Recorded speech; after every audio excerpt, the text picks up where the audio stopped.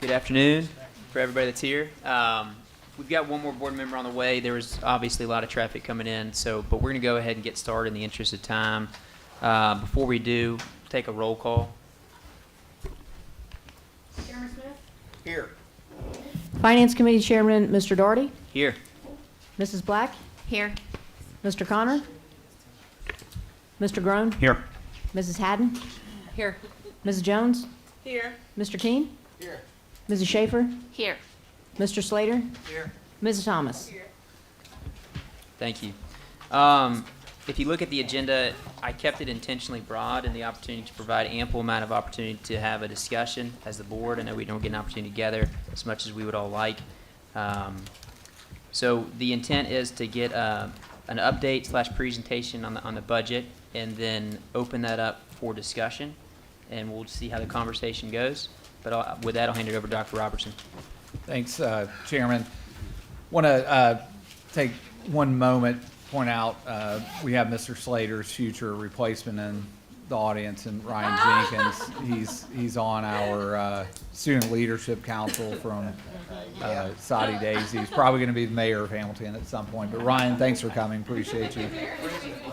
So real quick, want to run through this presentation and going to ask that we hold questions at the end. I'm going to go through this in 5 to 7 minutes. Not going to hit every slide, but kind of give you an update of where we are. And then to Mr. Daugherty's point, I think that will open it up for a lot of conversation. I'm going to skip through our normal just cause and beliefs. I do want to pause on our values. I've heard a lot, and I've said this to you guys and said it to many people. There's a lot of conversations about our values. This budget is not a values proposition. It is a budget. We are having to make hard conversations, so appreciate the way that this board has gone through that. Of course, our commitments, and we'll get into those as we go through the budget. What we've seen multiple times from different groups in terms of alignment of intent with this budget, kind of what we've said in terms of prioritizing staff at the schools, access to resources, and then protecting employee working conditions.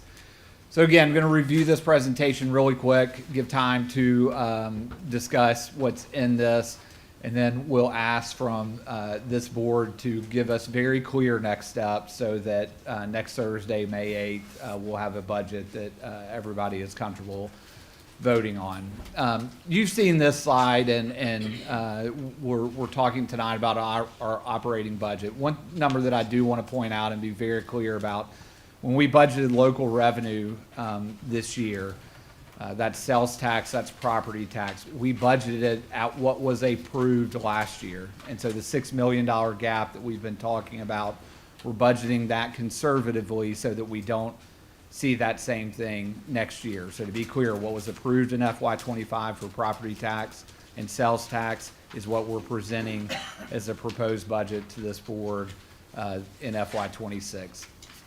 You've seen this slide again highlighting where we've tried to stay committed to those priorities, things that have gone up, a lot of them dealing with inflation or costs that are difficult to control, and then what we've been able to adjust downwards to make this budget work. Here's the budget version 1. You see a couple weeks ago when we met, we were about $6 million short. You guys charged us to come back with a balanced budget. That's what we are doing tonight, and we'll go in more depth here in a minute. Not going to stop here because we're going to get to it, but this is the balanced budget. This is the version 2 that we're bringing to you that is balanced, and all the adjustments that we've made, both adding back to the budget and reducing in some areas. When you look at these slides, you've seen these. What's highlighted in yellow on the right is different from what you saw previously. So again, we have benchmark adjustments that you've seen, but then recommendation to reduce by 0.5 at every school is a new recommendation. Of course, on the left, what we want to show to you as a board, but also the community, the continued investments that we have been able to sustain in this budget, whether it's around the base model or the strategic model. Every student belongs. Again, this is the same slide that you've seen. We believe strongly that we'll get about $2 million from the new state money that was approved in the governor's budget. And then every school equipped. You see on the right the things that we've already talked about, but one new recommendation that we'll talk more in depth about is removing $1 million from capital maintenance. Then every employee valued. New recommendations around central office reductions that will total just over $5 million, and a modification to our cell phone stipend procedure. And finally, every community served, this one maintained at the level that it was last year, making sure that we're continuing to engage our community effectively. So that's not what was supposed to be there. This was supposed to be here. So kind of what we're bringing to you tonight, version 2 to get us to a balanced budget. And I'll run through this really quickly and then Chairman, turn it back over to you for conversation. So on April 10th, we brought you a budget that revenue was just over $576 million. The expense was at $582, which was a gap of just under $6 million. So some adjustments have been made since then. We have got some better news from TISA. This number will keep changing as we go through this process, but expecting an additional $500,000 from TISA. When you pull out what goes to charters, that's what you see in the $36,000. Version 1 budget corrections, this is where we've just gone through and made sure our numbers are right and adjusted it by $27,000. Obviously, we've heard a lot since April 10th about magnet school transportation. So the adjustment here is that we are still recommending reduction in future ready transportation that was $800,000, and then finding efficiencies in transportation to the tune of $200,000. This would involve pulling back some on magnet transportation, not going door to door, going back to more of a hub location. We think we can find efficiencies there to about $200,000. So this is actually putting $400,000 from April 10th back into that budget. Central office budget adjustments. This is where we talked about going line by line, everything from office supplies to every line in the central office budget and scrape those. Thought that we'd get to about $1 million, got to just over $1.2 million in reductions. The cell phone stipend modification, this several years ago, we brought this into central office. It used to be handled at a couple of different levels. So, for example, at school level, anyone that is expected to be on call 24 hours a day, principals, assistant principals, received a cell phone stipend. In years past, that was actually paid out of school's budget. When we brought it into central office, it's just gotten loose. And so we're going to tighten up on that and make sure that only employees that are expected to be on call 24/7 would be getting that stipend, and it would expect to save about $100,000 in FY26 from that. Further benchmark reduction as we've gone through those negotiations, found another $40,000 where the company will send us the raw data. We'll create our own reports, which saves another $40,000 there.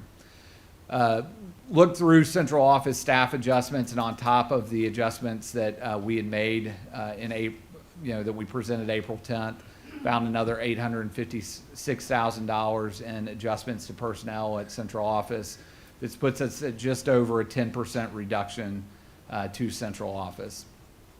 Removing $1 million from capital maintenance, which this is one that don't love, but we do have a period with the $60 million in deferred maintenance that we've got a window that we could do this. We still have about another 1.7 that's in their regular budget that helps with buying material supplies that allows our team to do some of those, but this means that we'll lean a little bit heavier on that $60 million in FY26. This is the nurse line item, adding one PRN to learning communities that put about $175,000 back into the budget. And then finally, the newest recommendation is removing or asking schools to remove 0.5, that doesn't sound right, 0.5 of a position from their budget. So we met with principals yesterday, gave them this information, have not asked them to do anything yet, obviously because it needs to get approval, but just so we can start planning. Went through a number of scenarios what this might look like. At the middle and high school level, for example, we have a moment through the ISM grant that they could absorb half a position into that grant. There's opportunities where we have 0.5 positions at schools that they could share positions, but they'll have the flexibility across their base model and across their strategic model to basically reduce by 0.5. if they had money in their strategic and they said, well, I put this into tutoring and, maybe some added support, they could just basically send back $40,000. So $40,000 or half a position. Do that across every school, gets to just over $2.8 million. No, you can't see that in the slide, but if you'll see at the bottom, if we were to go with the version 1 on top of these version 2 adjustments, that gets us to a balanced budget. Chairman, I'm going to turn it over to you. The side that I skipped is one that I think we want to talk about maybe later on, is kind of this idea of like what's a first card back in, that if additional revenue would come, but that slide is in there that we can refer to later. Yeah, thanks, Dr. Robertson. Before we start diving into the questions, I want to thank you and your team. I know this has been a very difficult situation. Appreciate it. Very far from ideal. I know I've had some difficult sleep with it, so I can only imagine what you guys are dealing with, Mary Ellen in particular, just trying to figure out how to make this thing work. What's interesting is, if you look across the country, we're not an anomaly in the sense that this is more or less happening in all across the country. It's not isolated to Hamilton County. That's a bigger conversation, but we're in good company, I guess you could say, which I guess there's some comfort in that. I did have one question specifically, just to kick it off. When you look at the original version 1 reductions with respect to the stipends, $635,000, can you provide like a little more granularity on like what those specific stipend or buckets would actually entail? And was that in the book? I'm sorry. Yeah, if you go back to the appendix section of your budget, there is a list, and I know it can get confusing, and I'll thank Shannon for doing this. She made it clear of basically the stipends that would come out on the front page, and then just for your reference, on the back page, the stipends that would come in. This doesn't have a page number, but it's in the appendix. It's kind of right dead in the middle, 5 or 6 pages in. It's titled Employee Stipends in Hard to Staff Areas. And again, the reductions are on the front page, and then the ones that stay in are on the back page. Yeah, okay. So my question, I found it, so I appreciate that. When you look at this, and maybe more specifically the principal stipends, I see $126,000 called for reductions. In my mind, that's going to impact someone's, maybe not salary, but let's call it OT, on-time earnings, or whatever you want to. Compensation. Yeah, compensation package. Would that be a fair assessment? Like when you. Absolutely. Yeah. Is that a handful of principals that would impact? Yeah, so the principal stipends, we started this, I don't know, 2020 or so, 2019 maybe, of basically doing mentor principals in every learning community. So new principals that are coming in have someone in their learning community they could go to. We have made a practice of making sure that rotates. So like the person that is getting it this year would not be expecting to get it next year. But it is a fair assessment that it is impacting someone's compensation. So is it a recurring, let's just say, for example, there's a teacher that gets that stipend. That's one a is one-time? a principal stipend. Yeah, that one's a principal stipend. Right. To mentor a new principal coming in. Yeah, so I don't know the exact, do y'all know the exact numbers? Let's say it's $2,500. It would be a stipend that 1 year. For that 1 year. And then the next year would go to another principal, get the 25 next. So it rotates, but it is a one-time Okay, stipend. I got it. Thank you.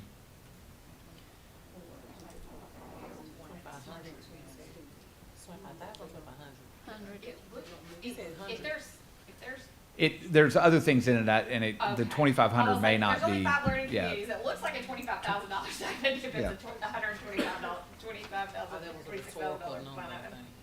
Okay. Yeah, and there's also more, and I don't think there's just one per learning community, so and sometimes they'll have 2 principals for that they're mentoring, so it just kind of depends on how they put it together. So, can I? Yeah, go, please. Oh, thank you. So, chosen principals, ones that have a large number of years of experience, are mentoring new principals. But what does the area superintendent do? Would they not be the mentors of the Yeah, new I mean, principal they certainly are. This was basically a way that we started a number of years ago to add compensation to veteran principals that allowed them to use their skill set to mentor incoming principals. It's also a different level of mentoring. It's one thing to ask your supervisor for advice on some things as, you know, someone that's your colleague. Gotcha.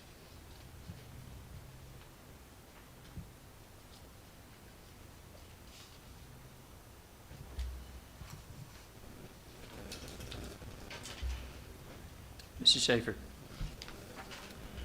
So I'm moving to central office staff adjustments and the new outline that you provided. Total of 45.65 positions. It's also in your appendix. Thank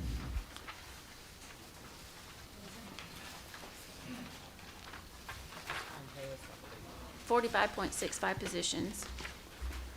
How many of those are actually currently filled? Dr. Brown would have this, and I, It said 35. it's on. Yeah, on the first page, there's a little bolded sentence in the second No, paragraph. we added that. Yeah, 10 of the positions are vacant and will not be filled. We've been holding some positions since we've done this. The other 35 positions had somebody in them. We've even been trying to help them find a new position, moving that, something like that. And again, I want to be clear, like, even the 10 positions that are vacant, we've been working through this all spring and have put safeguards in place so that when positions became vacant throughout the spring, we didn't refill positions as we knew we would have to make decisions like this. So 35 are filled today? Or less today? Dr. Brown? Yes, ma'am, that's correct. Now, that 35, you know, most of them's gonna have a job for 25, 26, except the 5 or 6 that they may not. 5 to 6.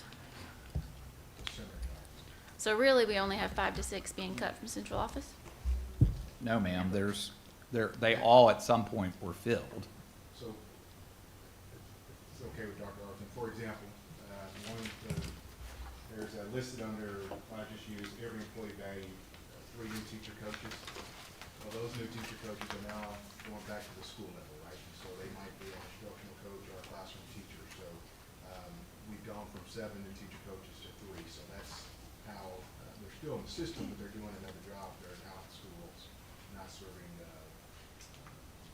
all of our schools. But we traditionally work. So currently we have 7, which you know we have a retention rate of over 91%. Hopefully we're going to keep that before. Do you have the same hope for school-facing positions that are being cut, that they're gonna be able to find another position? Or like the half that they just were asked to cut again last night? Yeah, I'm confident, you know, we're gonna be creative. Our hope is that, we still have some vacancies, right? And so certified positions are easier, to fill than our classified. So, right now we're currently at 80% staff, so I feel we'll be able to, let's really go. Because I'm gonna be honest, to me, it looks like a bunch of smoke and mirrors when it comes to central office cuts. That we're cutting more at the school level than we truly are cutting at central office. That's how it appears to me. With the 5 to 6 that we actually might lose at central office, but we're losing more than that It's at not the saying schools. lose, it's saying those 5 to 6, they're in positions that we do not have a position that they would be qualified to fill. So we're actually saying there are 5 to 6 that are going to be unemployable by Hamilton County Schools. Is that the print shop That would be one of them. and the PRNs? Yes. So we're really only losing at central office, the print shop and the PRNs. No, ma'am. All these positions at one point had people in them. So the few that are currently vacant, as they became available, throughout the year. We did not refill them because we knew that this day was coming. What it's saying is that the other, 30, 35 people will and are qualified to fill other positions in the system. Due to retirements and people leaving jobs, like natural attrition. Right. Okay. And if you freeze hiring, then you're not filling the position. We haven't frozen hiring. I actually don't think PRNs are in that count. I can verify that for you. I think they are not in the count of those. We're gonna go to Mrs. Thomas and then Karitza coming to you after that, My question if you still want to. are the base model that you told us about, is all of those positions still in play? There are any of those positions being cut? That's, yeah. Yeah, so we talked to principals about this yesterday and let them know that in the base and in the strategic staffing that they would make a decision about a half a position. That's going to look very different across each school. Now, we did not, I heard someone today ask, did you say they had to be between counselors? No, we didn't give them parameters. What we told them is, we want you to start thinking about this. Some of them already have a plan that's going to be easier to implement than others. But as we go through this process, if this becomes a reality, that's when we would ask them to start making recommendations and working with their community superintendents on what that looks like. Our staffing model hasn't changed, though. We're just this year asking them to reduce by 0.5 position. 0.5 positions, so, okay, all right, thanks. Just to follow up, I can confirm that PRNs are not in that count. So that's 5 to 6 positions outside of PRNs. But includes the print shop, which is 2, right? Yes. Gary? So, kind of to make it a little more clear, an administrator can choose, it might be they have a CTE position that didn't fill in middle schools, they kind of do electives or whatever, they get to choose. And if they have a CTE that wasn't popular, then they could choose that position as their half position. Yes, sir. Or it can be, I know one of the schools in mine is gonna choose a position that they can share with Central High School. Brown and Central are gonna each cut a half and then share the one person in between. I guess my question is, if, and it's hard for me to picture, but if numbers in a certain grade, are there some that can allow for a half position to be, I'm trying to picture if a core position will ever be cut because of numbers in That's a really good question. particular grade. I think it is easier, obviously, at high school to do that than it is at elementary, but, there were plenty of times that if I could have split, a position and said I'd rather have a half math position and a half science position, I would have done it. So it's that scenario I would say is easier at high school than it would be at elementary. The thing I would be leery of is, in a situation with Brown and Central, it's right there together. But if it was Udo Elementary and Hickson Elementary, and those positions, how will that work if there's one teacher? I guess HR will try to get them to the closest schools, or I know that's been an issue before. I just was curious. Yeah, the schools and the community superintendents would have to work that out. I think that you're gonna see, an example of this is like maybe a smaller elementary or smaller middle that has an RTI position open, just hiring a half RTI rather than splitting. But there are some that, counselor splitting between two schools might make more sense, or even a CTE teacher if it's two, middle and high school connected to each other. It's hard to to play out every scenario because everything's gonna be different. You know, what I would say is the response that, the initial response that we got from principals was, them trying to work through it, and felt like most of them already had some idea in their head of what it might look like. And again, we want to be clear, we're not asking them to do it now. We want to get Right. through this budget process and work with them from there. So this allows the administrators of the school to figure out what position they need to, or what position that they maybe least need to be able to combine with another, or at least. Yes, yes, sir. I mean, it's somewhat us taking a cue from hearing from this board of, we kept hearing flexibility, let principal, Right. flexibility, let the school. I'm saying the board as, in general, as a whole. You know, we did, before we took this to all principals, met with, you know, Principals Association leadership, principal advisory, and presented multiple ideas. And this was the one that, you know, among that group was most palatable. And then presented it to, you know, the entirety of the principals. Mrs. Haddon? Okay, I've got several things. First of all, I want to confirm, as far as the base model, are the student support coaches and social workers still in the base model for every school? Yes, ma'am. So as far as a half cut, are they included in the principals? They could be, yes, ma'am. Why aren't they in the strategic funds with, I mean, I'm not following what, okay, so well, I was just thinking if it was the principal's discretion that they wouldn't be in the base model, you know. well, they would be we're saying this in half strategic position, funds. we didn't want to restrict to just say it could be through strategic. We're saying that, you know, if you've got, again, an RTI teacher, you know, if you've got an open librarian position for a year, you may choose to say, I can get away with a half-time librarian for a year. And so we wanted to provide as much flexibility to principals as possible. Okay. Are other cuts being made, other positions, because I know there's other teacher positions and, you know, Outside of what, counselors being outside of what let we go. put here, So everything's basically the same, and so they'd only be losing a half position from last year to this year? Well, back to the original, with the staffing model adjustments, there are some schools that are gaining positions and some schools that lose positions based on enrollment. Okay. Okay,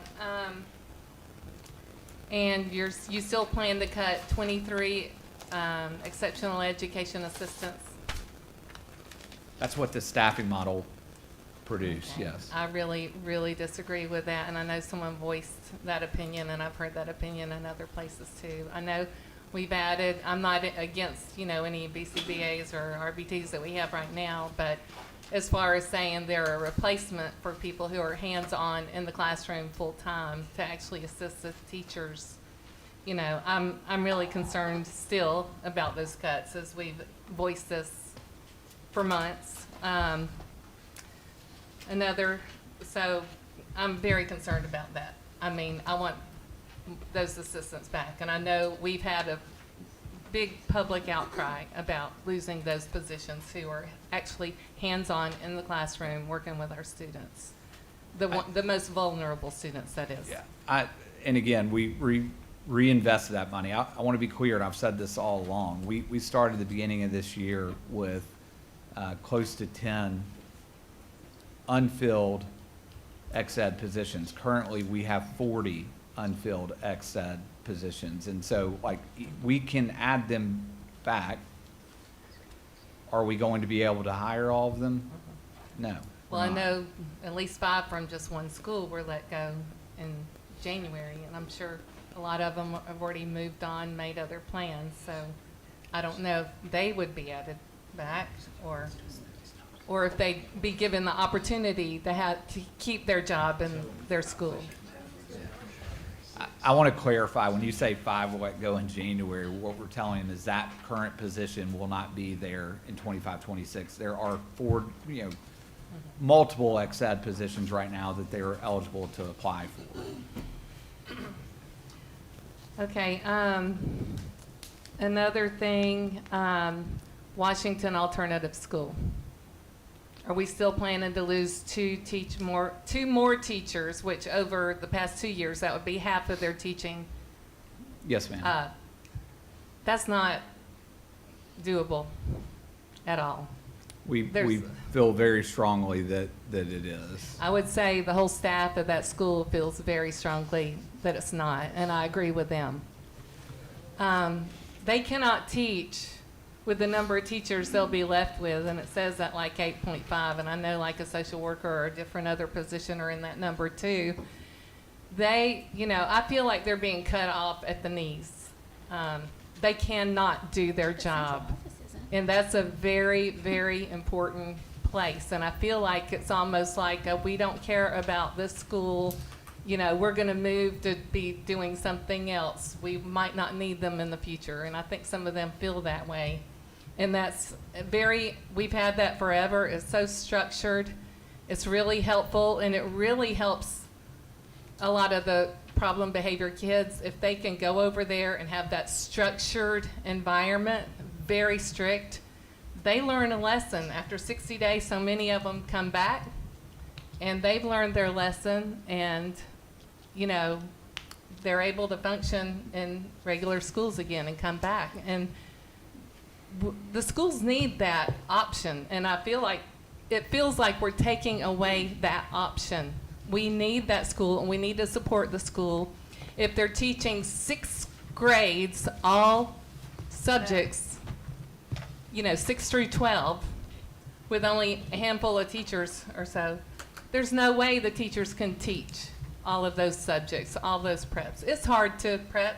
It's challenging too, admittedly, because it's a lot of work if you, really put your heart into it. 3 subjects, yes, that's challenging. But we're asking teachers to do 6 or more preps because that's the only way they'd be able to serve the kids with that number of teachers. And I really would not want to approve any budget with those extra cuts to the teachers on top of the ones from last year. Okay, I'll move on. Benchmarks. So you're saying we're left with benchmarks? 2 benchmarks? Yes, ma'am. Okay. I know some are saying we don't need any, but I was thinking a compromise would be to have 1 benchmark for like a midterm or something, and then have the EOC at the end, and it would save us money too. And I think that's what a lot of the teachers and the public would prefer as well. Thank you, Ms. Sadden. Let's go to Mr. Slater. Did you want to talk? First of all, thank you guys for working on this. I know it's tough. I ran a business for 34 years, and I decided at one point I was going to do all my printing here locally. And within about 6 months, I went back to the home office with my hat in my hand and said, you guys are saving me money. So I had to go back to the home office and have all my printing done there. So I don't know about cutting the printing shop. Just me. Dr. Robertson, you feel confident in terms of the way you guys are looking at that there would be I savings do. I in met the with approach? Grant this morning, and I mean there is an option, and I've known Grant, worked with Grant a long time, and supervised him for 2 years. We don't want the print shop necessarily to make money, but it should be breaking even, and it has never broken even. And so sat down and looked at some numbers with him this morning, and Mary Ellen was in the meeting, Robert was in the meeting. There is an option to basically like charge him with breaking even, and covering, we're not saying covering making money or anything like that, but he should be able to do the volume and do it at a rate that he could break even.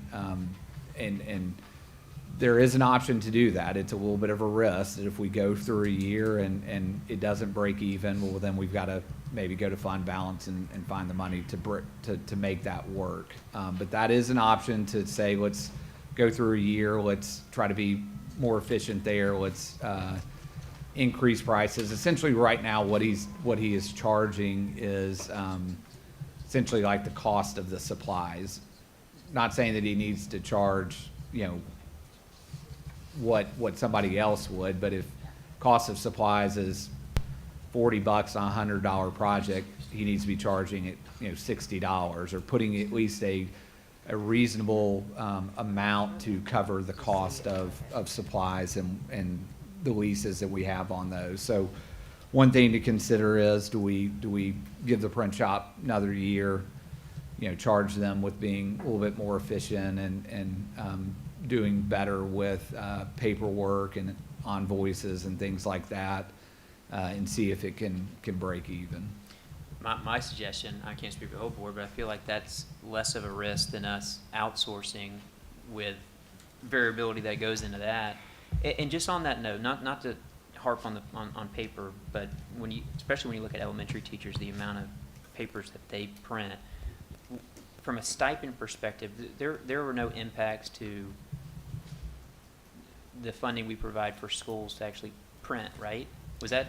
Now, remember when we did push money back to schools and increase their school allocations, and you know, they will have to pay for some of those costs. And again, we adjusted that probably 2019-20. Everything seems like 2019-20, but in that range of where district office took on that expense. And to be honest with you, it's there's a lot of discrepancy between schools. There are some that are literally ordering pallets of paper at a time because they're not having to pay for it. And so we push that money back to schools and essentially are saying, you know, you guys monitor your place and make it to where it's more even across the district.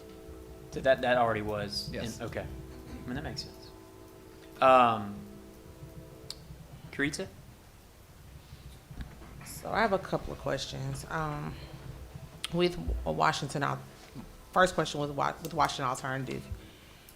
And my question is, if we cut those positions, is that due to the schools that normally would send students there sustaining their own children? Like I know in some, I mean, their own students. So like I know in some schools, like at Brainerd, I remember at Tyner when Dr. Irvin was there at Brainerd, I know they did Success Academy. They don't want to send their children to Washington. They'd rather do something in-house and sustain their children in their building, right? And then I know in some of the elementary schools, which I know elementary doesn't go to Washington, but I'm just saying in elementary, there's the bridge, I'm probably gonna get this wrong, bridge classrooms, right? Bridge classrooms, okay. And then I know in middle schools, sometimes there are things that they're doing with restorative justice and practices and trying to sustain their own buildings too. Is that causing Washington's enrollment to decrease because independent individual schools are saying, hey, let's try to handle them here versus there? I'm asking that question. I'm just trying to wrap my mind around the why from from the central office for this, because, and I mean, y'all know I had Washington in District 5 for 8 years. Like they've only been in 4 for the last 2 years. And I'm a very big proponent of the school and what it does. And it's probably, I'll say this and I'll continue to say, the best behaved school in Hamilton County. I agree. But, and that is because of a lot of things that we love to see done in all of our buildings, right? But we can't get those classroom ratios that way. And I understand that. So I'm just trying to wrap my mind around it because I would say that the staff does disagree, right? And I can see some concern there, but I'm just trying to wrap my mind. I don't want to say wrap my mind. I'm trying to get an understanding and weighing what I feel like I know, but may not be as inept in as I need to be to understand why you all are doing this. So that's my first question. I have a couple of questions. That's my first question. Just, is that the case? Like, what are the numbers looking like at Washington compared to when it was up in Washington Hills? hence the name Washington, compared to when it was in District 5, and it was like for real busting at the seams. So I remember those days when it was busting at the seams. And it now seems that, you know, the complaint was our kids, you know, some people can't get their kids there because of the location, right? And now we have it in a central location and nobody's sending their kid. So I'm just trying to figure out what's happening here. Yeah, because they're doing a lot of virtual. I think that everything you said, yes, is attributed to less access. I think the second thing is 2 other programs that have been added since there. You have Hamilton County Virtual School. You also have Opportunity High that I believe has reduced the numbers. And I think also this year the number one reason that kids are going to Washington Alternative is not some violent behavior, it is vaping. It's the number one reason. And so we started a program this year that's been hugely successful for first-time offenders, only for first-time offenders, but there's a half-day Saturday class that runs, started out once a month. I think we had to run it 2 times a month at one point, but Dr. Drake started it, and a parent or guardian and the child have to go to this half-day program together. There's some that's in classrooms together, some parts of it that's like education for the parents of what to look for, some assignments for the kid, and then they come back together at the end of the day and in the session. And if they go through that session and they're a first-time offender, they can go back to their school. And so that program has lowered the numbers as well. Right Okay. now, we've enrolled just over 150 kids for the year, and the high mark was just over 60. Okay, so that was my first question. Second question, moving on to the print shop. If we were to just eliminate the print shop, which I mean, I don't want them to lose their jobs, but y'all, you know how I feel about all these trees y'all kill on a daily basis. Like up here, like I got, how many copies of this? Like I got one in my folder. I mean, if you hadn't printed me 2 copies, we might have would have saved some money. How many? 22 copies, we would have saved a little bit of money right there. But saying that to say, if we do that, how are we going to handle the need deficit, right? Like, so the need for the print shop, how will that be addressed if we don't take the risk and we do eliminate? Are we trying, like, what are we going to do in lieu of that? Are we going more digitized? Are we? A little bit of both, but I mean, we have vendors obviously that we work with that are on state contracts or other contracts that, you know, have to give us guaranteed rates. So, you know, it would go through there. But I mean, I don't disagree with Mr. Daugherty's idea of like, let's take a chance for a year, try to get it, you know, on track, and see where we end up. Okay, and then with the reduction of copier and paper costs, that's in schools, correct? It's in schools. And it's in central here. office, okay. Yes. So with that being said, I already sent 2 reams at the first day of school. You're still gonna get asked for 2 reams. I'm just saying that. I'm just saying. We sent 2 reams the first day of school. I sent 30 Expo markers. I sent 50 Ticonderoga pencils. Ticonderoga, whatever it is. Number 2s, whatever it is. It ain't it ain't what I used to use. And they gotta be pre-sharpened. Which means if I don't buy them and find them, I got to buy sharpener and sharpen them and probably send that to the school. And I'm okay with that. But what I'm saying with that is, if every parent in Hamilton County does that, and we do that, and send more than that, because we love the kids and we love the teachers and we grateful they put up with our children for 7.5 hours and love them like we would, right? But I'm saying this, and I just have to keep saying this because this is not a moot point. For every parent that be running over each other in Walmart, Sam's, Target, the Dollar General, and Dollar Tree, getting all this stuff, if we added up everybody's receipt, I'd rather you just put that on my taxes. I'm just being honest. I know, but you know about this. Like, this is why we added the $2 million in school. But I'm just saying, I just rather you put it on my taxes, because I promise you it ain't $330K by the time you add up every parent, grandparent, church, community organization. We probably would rather put it in a fund and let y'all go get it from the community foundation when you need it. I'm just trying to say, like, this has to stop. Because we'll cut it this year, and I've been here when they could print as much as they wanted. Then they couldn't. Then we gonna take care of it. Then you can print 50 sheets for 2 weeks. Then you can't. Then you can print black and white, not color. Then you can print color and black and white. You can print 8.5 by 11, but no legal size. I've seen it all. And so I'm saying that to say, like, next year, when we get the money, if we get the money, Lord willing, we get the money, are we gonna pull it back and we gonna bring it back in-house? Like, what happens there? And I'm saying all that, and this is my soapbox. Y'all know I'm on my soapbox this year.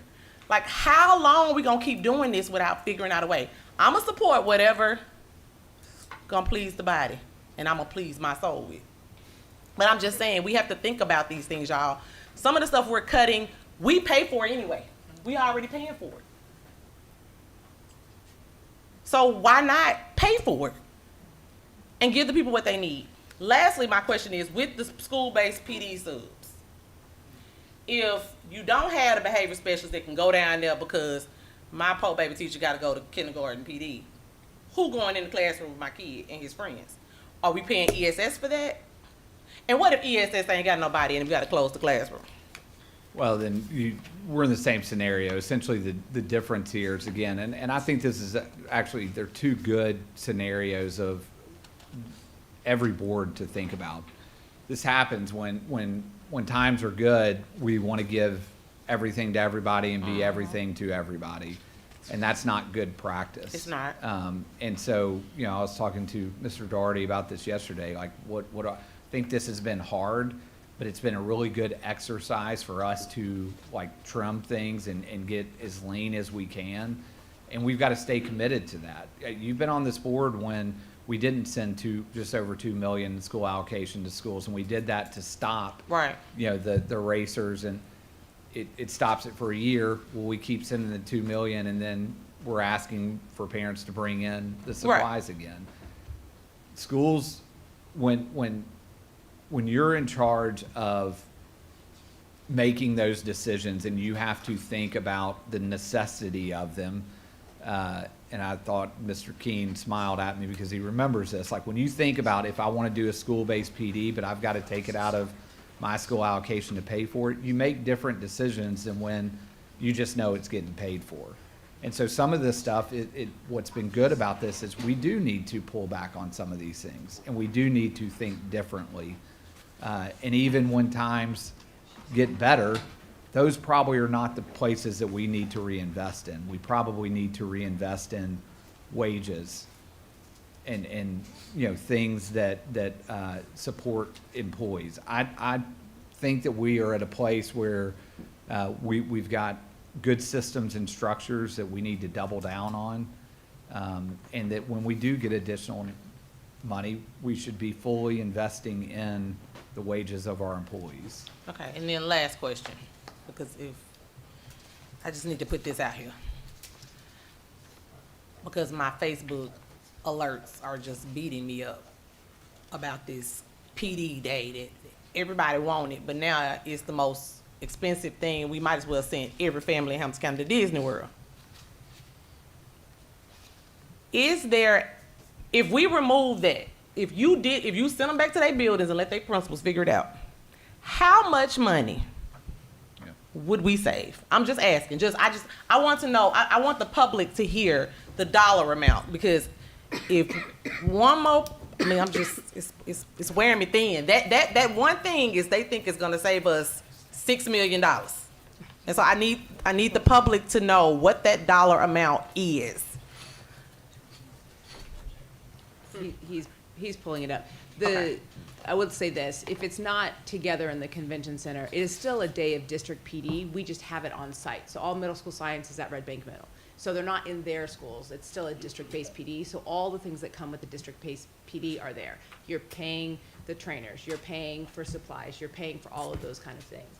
We have a lot of sponsors for this particular event. Yeah, I just want y'all to speak to what it looks like. What's the expense? What's the revenue? Like what? Because, I mean, I have people. So, last year, the total was $89,896. 20,000 of that came through sponsorships. 43,000 came through Title II, which is a professional learning grant, and 26,000 came out of GP. So GP Okay, so dollars was only the 26. 26 could be repurposed. Title II money has to be used for PD. That's right. And if I'm sponsoring you at Jones Enterprise and you asking for PD, that's what I'm committing to, right?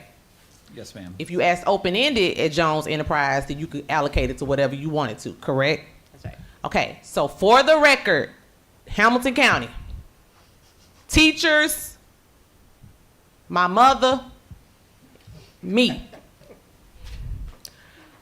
The PD cost $89,000. $43,000 was Title II dollars restricted for professional development. The Title II says it has to be used for that. $20,000 was from various community stakeholders who believe in professional development for educators. And $26,000 was from us. So only $26,000 could have been moved to anything else on this list, correct? Okay, thank you. Please stop the Hamilton County Support Education post about this, please. Please, I beg of you. Please, please. I'm not being facetious, y'all. I just want you to know what stuff really cost. You got that, Channel 9? Thank you. Thank you, Mrs. Jones. Mr. Connor. Thank you, Chair. Perfect timing, because I did want to also say that PD days are required by the state of Tennessee. We have to do so many of them, and so I would hope we would do it the best that we can if we're required to do them by law. Just got a couple points. So the other thing is buses. So we heard from a nice gentleman who has a lot on the line with our buses, and a lot of people, a lot of jobs in town.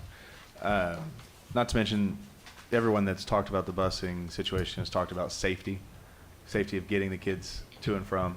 I had a lot of people reach out to me. You know, obviously I made some comments about it being an attack on our poorest community, which I stand behind. And a lot of people reached out saying that they don't have family in town. That this is the way their child gets to this awesome school that they put all their effort into. And it hits me right here. Like it's the people doing exactly what we've asked them to do. And so that's a really important part of this. And I wanted to stop right here in the middle of my comments to say, so I'll use the royal we, because this board, once it makes a vote, that's our vote. That's what we stand behind. We voted to bring a balanced budget. Everyone on this dais has talked about something they want to add to the budget. Which one do we want? Do we want to ask for what these kids need? Or do we want to just give up and go home and do a balanced budget? I want to add to the budget. I just want some more money. So, and I'll say also, if you have not heard back from me, I'm close. There was in the thousands of emails, but I'm close to getting back to everybody. And the things that it's been really emotional because it's been a lot of people with a very vested interest in our schools and in their children and in us to do what's right by their children. It's been really big deal. And last night, I counted up, there were 9 people that made sure we knew they were parents, whether they were not employed by the system or employed by the system, and covering dual duty of what they cared about. And a lot of those people were in the category that I'll say of seed coaches, social workers, seed and behavior, and counselors, and obviously not to discount at all our nursing staff too. But listening to those men and women talk about the lives that they literally save. What is the value of a life? It is certainly more than being afraid to ask and advocate for the right amount of funding. That's right. All righty, thank you, Mr. Connor. Mrs. Black. I agree with a lot of my colleagues up here, but I want to reiterate that a lot of times when we talk about school safety being the most important thing, in the public sphere, the public's understanding of school safety is limited to secure buildings and officers on the premises, right? Whether they're SSOs or SDRs or whatever we're calling SRs, whatever their name is now, SRDs. The officers on the premises. But what we all understand as part of the school system is that's not the only factor in school safety. And that school safety also includes any risk of a child or student performing self-harm or harm to others. And that starts with the relationships they have in the building, and it starts with the professionals whose only job is to make sure that our kids are mentally and emotionally okay. And that is how we save lives. That is how we hopefully prevent more loss than what we have now. Because every time, and thank God it has not happened in our community, but it's happened in our state, it happens all over the place, that there is an incident of mass violence. Everyone talks about mental health. So, but we can't, it has to be a priority when we're having these conversations now, because these decisions that we're making right now about the budget are those conversations where we look back later and say, what could we have done? What investments did we cut? What people used to be in the building that aren't there now that had relationships with those kids who could have made a difference? As a social worker myself, I understand that, and I want to hopefully expand the public conversation, because for folks who weren't able to come to our meeting last night, that was overwhelmingly what I took away, is that we have to expand our talk about and our understanding of school safety to safety at every level. And a lot of times mental health is intertwined with that greatly. So I agree, and thank you for bringing that up. And I wanted to reiterate that again tonight. I also said this at the previous meeting, and I'll say it again. And after what we heard last night, my concern with the cuts at Washington Alternative are that we have placed a lot of hope in things being done at the school level and some sort of change in how things are handled at the school level to cut down on that student population without knowing whether or not that's going to shake out, and cutting the staff at that school, hoping that fewer people will need to go there. What's the population today at Washington Alternative? How many kids? It's 59 today. And the hope, we implemented Choice Academies and Connect Classrooms 2 years ago. Yeah. So that's what's happening is in year one, there were fewer of them because people didn't know what it was. And it's a certified teacher and ex-ed supports are coming through. Year one, we had, I think, 8 in the secondary. That number has increased because schools have found the value for it. So some of that is what's happening is our schools are expanding those supports in their schools. We're not hoping that it works. We're going into our 3rd year of that investment. And there's a specific investment that they have to make, and there's some specific guidelines. I don't want to, and I agree with Ms. Haddon, I don't want to send the message to our community or to our kids that we're not invested in maintaining a child's educational progress when they have to be removed from their school and go to Washington. Because what I don't want to see happen is if we cut down on the staff at Washington and there are cases where kids do have to go there, if there's not enough staff to teach them, then they go back to their regular ed classrooms behind, and that doesn't serve anybody. Certainly not that kid, certainly not that family. And because typically, it's that kind of, you're talking about sometimes, 60 days that they're there? Yeah. Like that's 2 months, that's over 2 months that a kid's missing from their classroom, and I don't want to see them fall behind. None of us want to see them fall behind, and I just want to make sure when we're making these decisions that that's not going to be a result.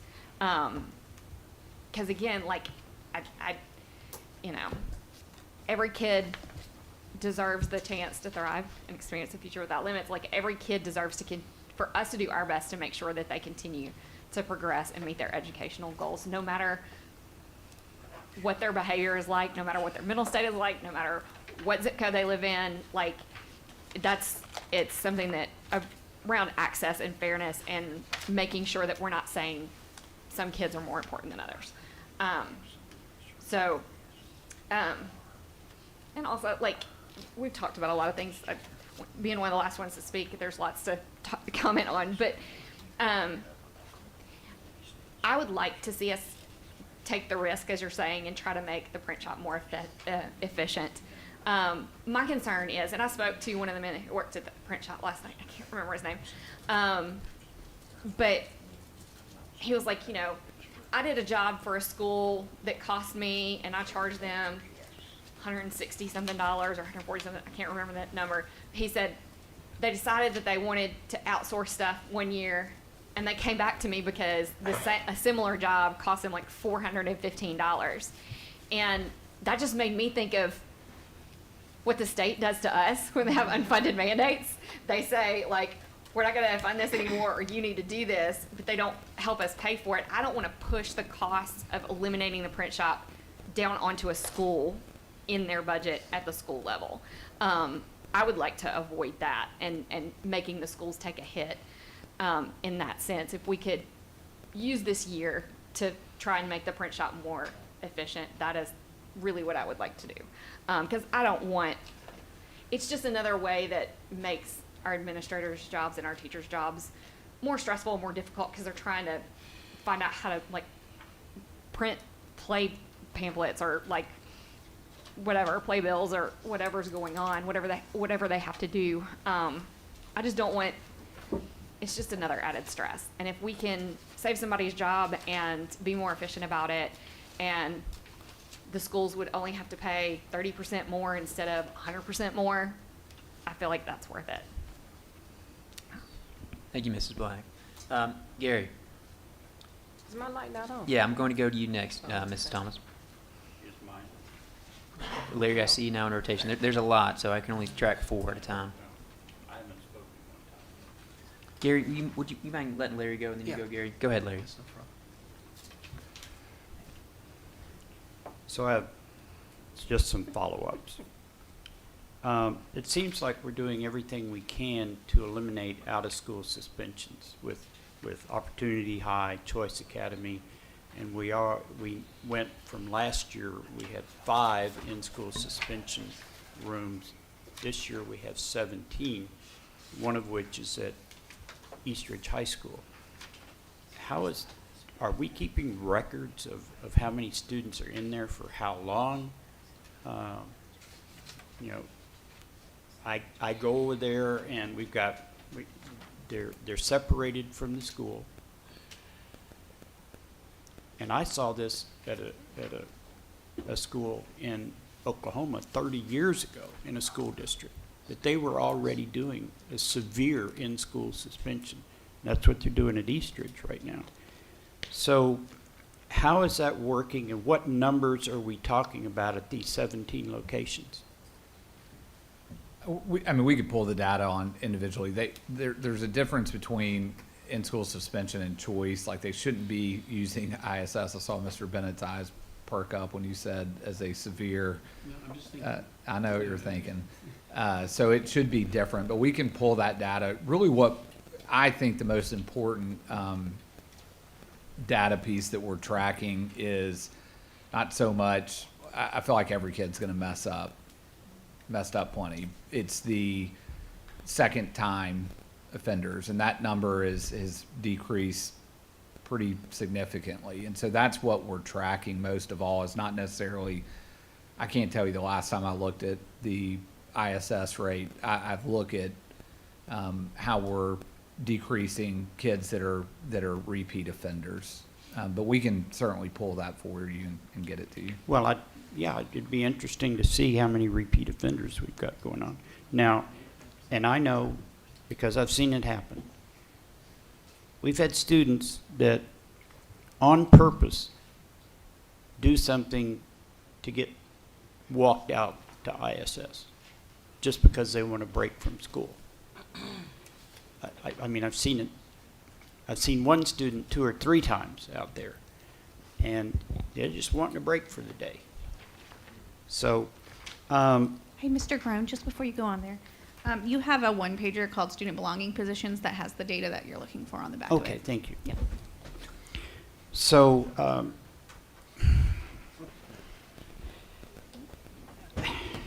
geez, benchmarks.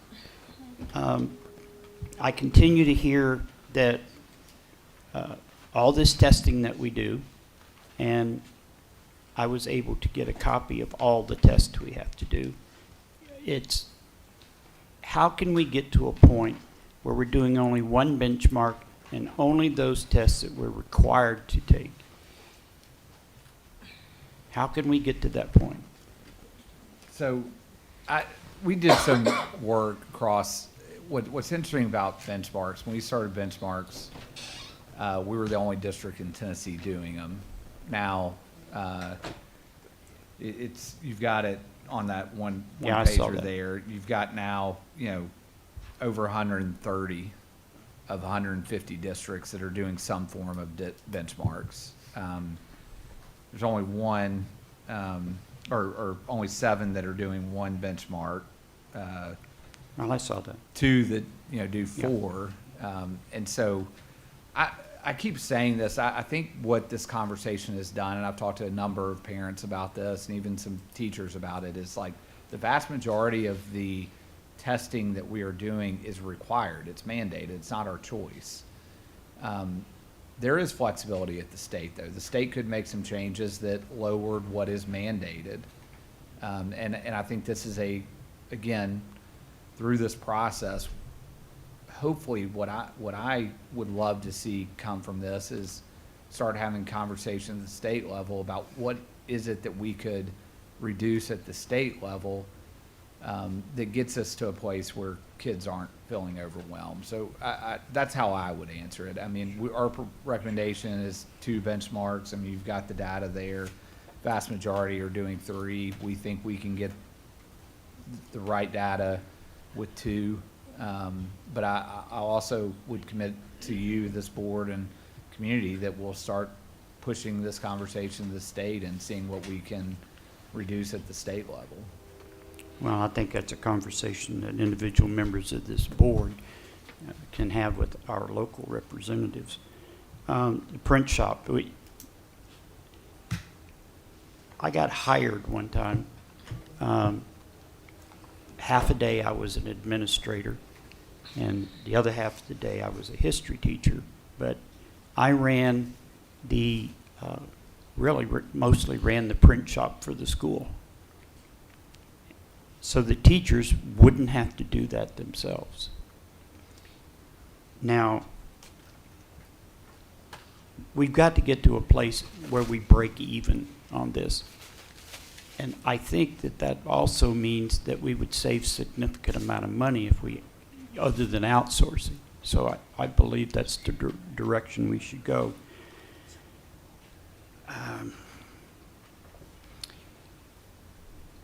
It's always, an economist once said that there are no good decisions, there's only trade-offs. And we have to look at what our needs are versus what we would like, and someone's already mentioned that here.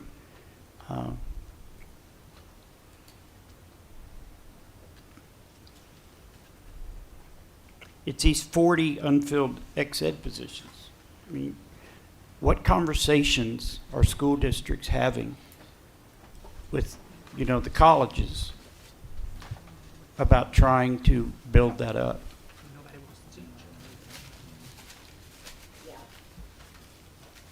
It's a really good question. We are having those conversations all the time. We're also having conversations with the DOE about licensure and are there ways to increase licensure for XED, be it reciprocity from other states, those kind of things, where right now Tennessee doesn't allow for reciprocity. So thinking about licensure, I think, is another way to get at this.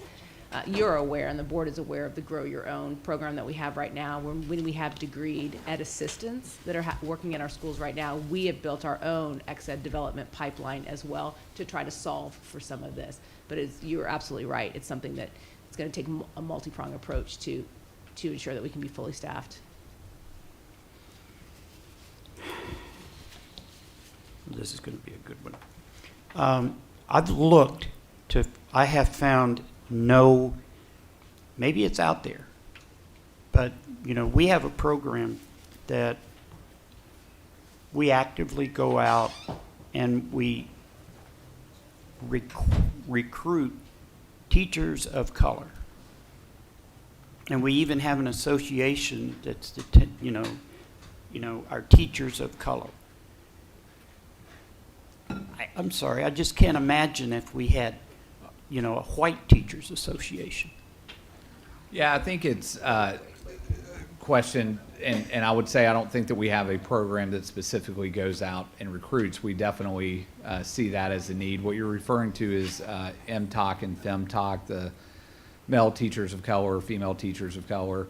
I think the big difference, and I use this stat all the time, I think it's like one of the most eye-opening stats. If you and I were to start kindergarten in Hamilton County schools today, the likelihood of us seeing someone that looked like us would be, it's literally 100%. Like, we're going to have a teacher that looks like us. If EJ were starting kindergarten in Hamilton County schools today, the chances of EJ seeing a teacher that looked like him, it's less than 30%. And what we know is specifically our black male teachers only make up less than 3% of our teaching force, when we know that 13% of our kids are black males. And so the need to recruit and retain those teachers.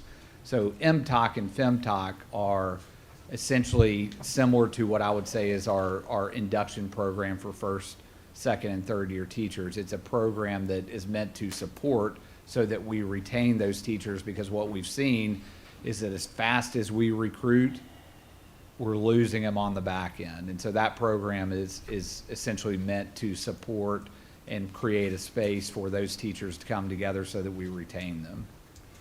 Well, I've looked, so if either of you could show me any research that supports the case that students learn better by being taught by someone who looks like them, I would love to see that research, because I can't find any. I think what you would see is research around belonging and also empathy and things of that, but we certainly can do that pretty quickly and get it to you. Yeah, because I taught at a school that was under 20% white. And the vast majority of the kids in my room, were some sort of Hispanic or, black and Hispanic or black. And everybody knew they were welcomed in my room. And so I'm wondering why we are going through that. Is it just that we need teachers and we're just trying to find anybody and everybody? No, I would go back to our values. We value diversity, and we want a diverse workforce. And if we can support our male and female teachers of color and keep them in our district, and I would argue I taught and worked with a lot of kids that didn't look like me, but connection does matter, and it does matter when you see someone that looks like you in front of you and inspires you to be something bigger. I always talk about two coaches.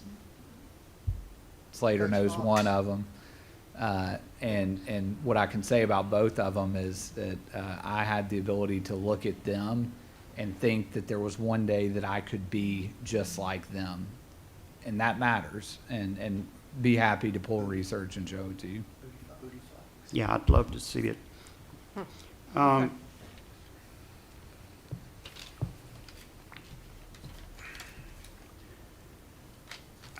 I want to refer to a comment that was made last time we met. and this is in terms of community superintendents. And I believe the brief comment is that community superintendents have had a real influence on academic achievement and academic growth. I would like to know, how do you measure that? What I was referring to is when we transitioned to learning communities, we transitioned to learning communities in the 18-19 school year and transitioned to them to the learning community superintendent model. At the time, we called them executive directors of learning communities, but it's essentially the same position. And so what I was referring to there is that model with their oversight. I mean, we've seen tremendous growth since 2018. In fact, in that first year, that's where we got the moniker. We were the fastest improving school district in the state. You know, we're level 5s across the board. We're growing in terms of not just achievement, but looking at how quickly we were improving. You know, we're beating every district in the state at that time except for Williamson County in terms of growth. And so it's that, and then the continued trajectory across the board of our academic improvement is what I was referring to. Well, that didn't answer my question, because I think that has to do with what's going on in the schools. And I think that's a variable that you would have a really hard time nailing down. So I don't agree with you on that, and that's fine. But yeah, I don't know. You know, I bet you I could find a whole lot of folks that have, and parents who have absolutely zero idea who their community superintendent is, much less if they've seen them. So I think we need to do more in that regard if we're going to keep these positions. So I know I'm hitting a lot of different topics, but how many of our student support coaches are licensed counselors? I don't have that number. We can pull it in and get it to you. Okay. Shannon? That one you stumped me.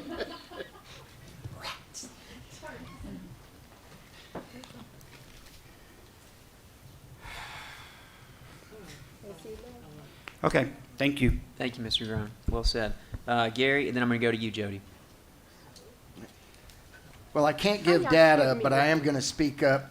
I'm going to mainly talk about Washington School, but before I do, I've got to bring up the Hamilton County Young Adult High School. I hired a gentleman named Marvin Halliburton, who had taught for years at Brainerd High School, was one of the best hires at my school, not because of he was a very good math teacher, but he was the only African American in my building, and I had 40% black males in my school, and he kept so many of them in, mentoring them. So, but we're going to go on to Washington Alternative. So, Washington Alternative is in a tough situation. I believe they need to be fully staffed also. When it was the adult high school, I originally had 9 teachers when we opened up the adult high school. We had 2 math, 2 English, 2 science, 2 social studies, and 1 overall elective teacher that did computers, finance, etc. We had a budget cut, and we lost a science teacher and we lost a social studies teacher. 2 years before we lost that social studies teacher, I had in the adult high school the teacher of the year. Her name was Chris Monroe. She had taught 20 years at CSAS, and then she finished up her career at the adult high school. But for us, she actually became the Tennessee Teacher of the Year for Social Studies. 2 years later, she retired because she was having to teach economics, government, U.S. history, And I forget the other one. She had 4 preps. I don't remember what it was, but she said that was it. Now, I was fortunate that I actually interviewed 18 people for that position before I found Rachel Goen Turner, who 4 years later became Teacher of the Year in Social Studies and is now the assistant principal at Tyner. So, science, I will bring up the science position. When we lost the science teacher, I had not had to hire a teacher for 5 years. I had for 4 years in a row, I had to find a science teacher because that science position was teaching physical science, biology, chemistry, and even for 1 year, we had enough students that were eligible to take physics. So I know that it's doable, but it will be the downfall of Washington School if you take away those 2 teachers. It will be so taxing on the ones that are there. And I know Edgenuity can take the place of teachers, but Edgenuity cannot take the place of teachers effectively. And that's why we need to keep, and I got something in my eye right now, that's why we need to keep the staffing at Washington School, unless the plan is to completely put our efforts toward these different success programs, and as we did the adult high school, do away with Washington School, which I hope that's not the case, because there's going to always be a need for a location for certain students that, whether it's breaking the law or just can't control their anger, a place to go. So, Dr. Carter, anybody remember that name in here? Dr. Dale Carter. He was the superintendent before Dr. Don Loftus. Dr. Carter's plan, and I can tell you this, Charles Preston, who was principal I worked for, said Dr. Carter came to them and told them at the beginning of the year, pick out your 10 worst disciplined students and kick them out of school. Now, that was back in the 70s. Can't do that now. In the county, though. Don Loftus, yes, in the county. Okay. Don Loftus came in, and that's when alternative schools started, and he had a similar philosophy, but at least it wasn't kick them out of school, it was place them in an alternative school. And again, we've evolved beyond that, but there's always going to be a need for an alternative school, a disciplinary alternative school. So, Thank you, Gary. Jody, I know I said you were going to next, but I accidentally skipped Mrs. Thomas, so if you Yeah. don't mind, I'm going to allow Jackie to go. Go ahead, Jackie. Okay, thank you. You're welcome. I wanted to talk about, first of all, I think that they're great principals. There are a lot of great principals. I think that they will do the right thing. But I think there are a lot of principals that will not do the right thing. And in my opinion, based on my experience, based on the stories that I have heard from some teachers, some other people that see the dynamics of what's happening in some schools. So I have a question, and it is, what is the purpose of having a base model if someone can go in and change it, even if it's for 0.505%? That's the first question. For me, a base model is there for a reason. And if I'm to believe in the whole model, then I don't think it should be interrupted. I don't think any of those positions that are listed as base should be touched. It should be non-negotiables. That's my opinion. Because I also, as a social worker, I also know the need that's there. Having dealt with delinquent youth for over 20 years, I know what some of those kids' alternatives could have possibly been had they had a social worker, someone there in those schools, or seed coach, or a counselor there that was able to redirect them in some type of way. So for me, I know last week we talked about the deputy superintendent having one of the most powerful jobs. Don't necessarily agree with that because I think the principals have the most powerful job. And in my opinion, and based on my experience with some of them, they pretty much, it's their school, they do whatever, in my opinion, they want to do with not that much oversight. For me, that's how I feel about it. So having said all of that, I wish I could believe that all principals are going to do what should be done based on the needs of the children. And I know they're in the position and everybody would say, yes, they're going to do what's right because they're the principal. The reality is you may hire your friend for this position or for that position because it happens and it's happening now. And so for me, the base model is the base model. There's no need of having it if we can alter it. So I want to say that in regards to that. Now, Washington Alternative School, once again, having worked with delinquent youth for over 20 years, it only takes one incident. It only takes one time for a disruption to occur to disrupt the whole school. I don't think reducing that staff, for me, is the best step because I'm not looking at it from an academic perspective as far as what they can and can't teach. I'm looking at it based on association with older people, older youth that may be there as well with the younger youth because association is everything. We want to mimic, as we're younger, sometimes the older kids. It gives them exposure to older kids. The reality is everybody not just vaping because you have delinquent youth that are coming from institutional settings that are going to Washington Alternative before you integrate them back into the school system. So that also is something that's occurring. I'm looking at it from a lot of different perspectives. I think that 2 teachers being removed from 7, the 7 teachers you're gonna remove 2.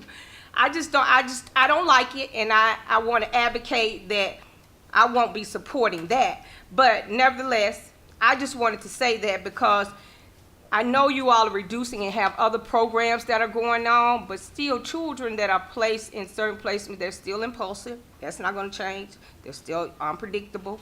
And one incident can disrupt the whole school learning process. And so I think reducing staff there for me, would be a mistake in how I'm looking at it as well. I think changing anything in the base model, we wouldn't be up here talking. We wouldn't have social workers here. We wouldn't have nurses here. We wouldn't have all these people that's sitting in this room, they're generally in this room here, if we didn't touch the base model. And that's what we say we are doing. So why are we touching it? They wouldn't even be here because it wouldn't be a question. But because a few of us or a few principals have said, I want to choose what I want to choose, and we say, oh, okay, now they're allowed to dictate what the base model say, and I just don't think that's fair. That's my opinion on that. And the other thing I wanted to say was I wanted some clarification in regards to the magnet transportation. There's still going to be some magnet school transportation, just a reduction of routes. Is that what I'm hearing? Yeah, not even a reduction of routes. It's just cleaning up some things of how to get, instead of running a bus all the way out to Soddy Daisy, how does a kid get a bus from a school or from a drop spot that then gets to CSAS or CCA? $200,000 also, we think there are some ways just within transportation in general that we can recoup some of it. So magnet transportation is more of cleaning up and getting back to not running it the same way we run regular transportation. Thank you.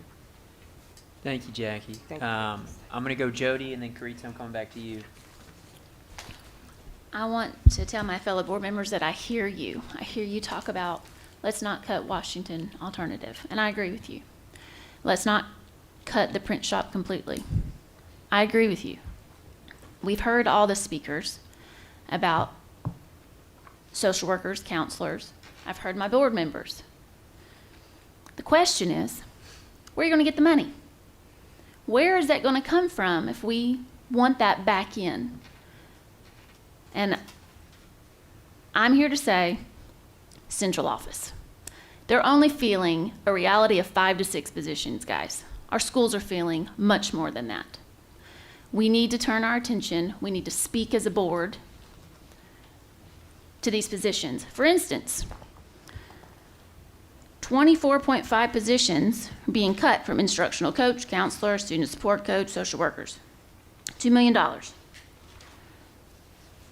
In the proposed budget tonight, just the seed department at central office alone is close to $1 million.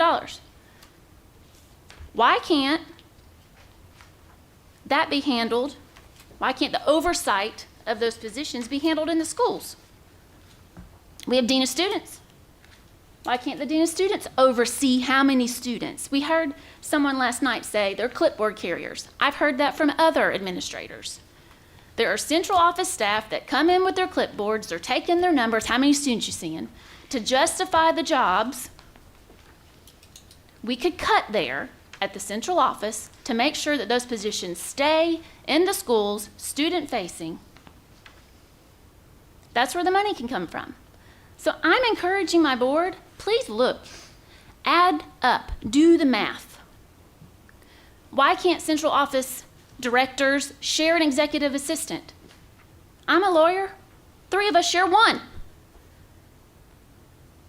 We need to look at the dollar amounts being spent at central office. 5 to 6 positions is not enough for there to be this many, just 24.5 alone, and those student-facing positions that we've heard so much about.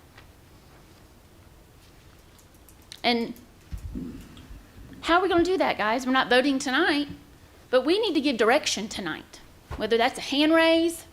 This board needs to speak to the administration because I don't feel like the administration's listening to this board. There, I said it. This is the board's budget. We are accountable to who elect us. We are accountable to the students, the taxpayers, the parents. And this board has to be strong. And I actually feel like we're more aligned than what some may think. But we need the opportunity to speak and give direction. Thank you, Ms. Schaefer. I'm going to interject just as the chair of the Finance Committee. Justin, help me understand, when you look at the 2 positions for Washington Alternative, what's that come out to for a dollar amount? We budget, on average, so it's about $164,000. Combined across the 2? Yep. I do want to clarify, and I mean, I don't know how we can be more clear, like stating that we're reducing 5 to 6 positions at central office is, just not factual. The positions are real. There are people sitting in the majority of those positions. They will be in other positions next year. The 5 to 6 that we keep referring to are people that we are saying they don't have a position or don't have the qualifications for a position in Hamilton County. And so, just to be fair to the ask of central office, I think that's needs to be clarified. Thank you, Dr. Robertson. So from what I've heard from everybody that's spoken so far, I see 4 main points of contention with this budget. And just to remind the board, I don't need to remind the more senior board members, but at the end of the day, what we're trying to accomplish here is we're trying to get to an agreeable state within the budget so that we can take it to a vote and pass it to the Hamilton County the County Commission. I think we all can agree in this situation within this year, in context to the budget, there is no perfect formula for this. Everybody's going to have an issue with something, whether it's a cell phone stipend, whether it's copier paper, whether it's magnet transportation. There's no easy decisions. Ultimately, every decision we make is going to impact someone or something. But from what I'm hearing, I see 4 things. I see the print shop, I see the nurses, I see magnet transportation, and now Washington Alternative. And let's just say that's a rough, just shy of $1 million. So one thing I've done over the last several weeks, and Dr. Robertson, I previously shared this with you, and I'm going to hand these out. I've looked as best I can with the access I have to the systems I have access to a little bit deeper at the central office positions. And I'm going to hand these out, and you can take some time to digest. Dr. Robertson, Mary Ellen, I've got some for you guys as well. And I think what Mrs. Schaefer's saying, there's 2, just 2. So grab one. It's 2. Well, it's double-sided. Oh, it's double-sided. Oh. No, because I thought it was 2 pages. Oh, here, you still got pages. Same thing. Oh. Thanks, Jackie. Thanks, Creeds. Does everybody have one? Need more?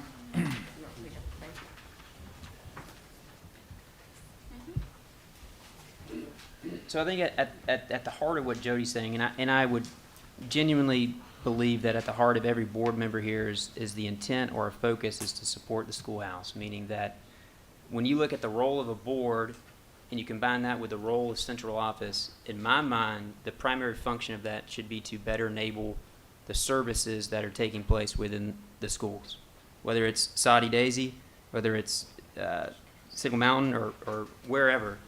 So I view it through the lens of, are we putting these schools and these principals and these teachers in a better position? And ultimately, when you're talking about budget cuts, in my mind, we need to continue to look a little bit harder at ways we can minimize challenges or constraints that we're imparting on these principals and these teachers. So as you can see, I've gone through this, and again, I'm going to caveat this. Some of these positions may not be the exact naming conventions. The salary range may not be exactly right. I've done the best I could to cobble together information I have access to and put together, but at the intent of this is to show there is opportunities in my mind to streamline things in central office.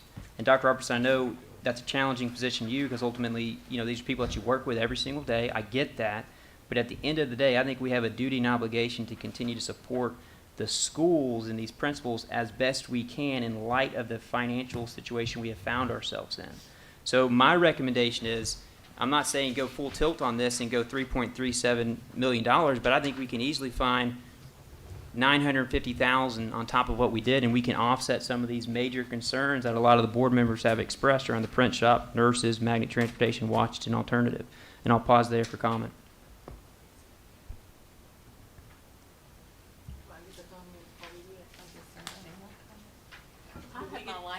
Do we get to come in before we? Yeah, everybody's like. Everybody's lights on. I mean, quiet to your dialogue. Well, I mean, I think ours was on before he presented. Go ahead, Teresa.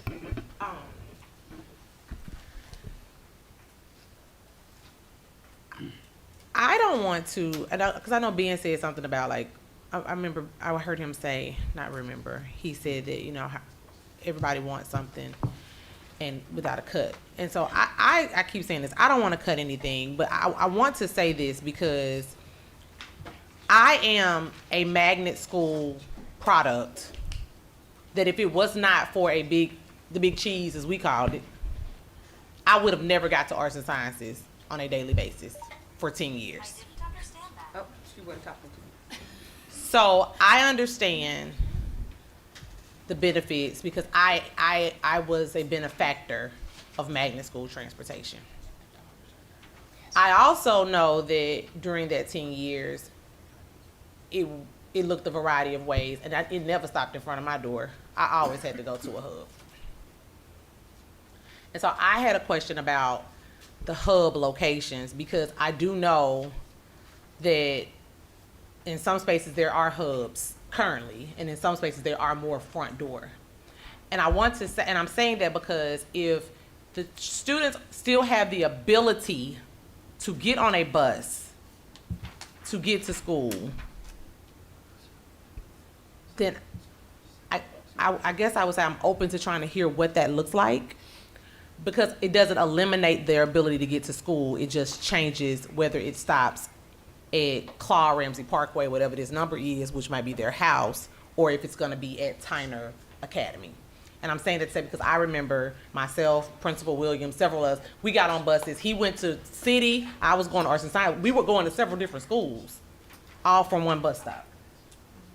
So I understand that that's a possibility. I just would like to know, is that what you all are talking about? Like what I'm just kind of mentioning there?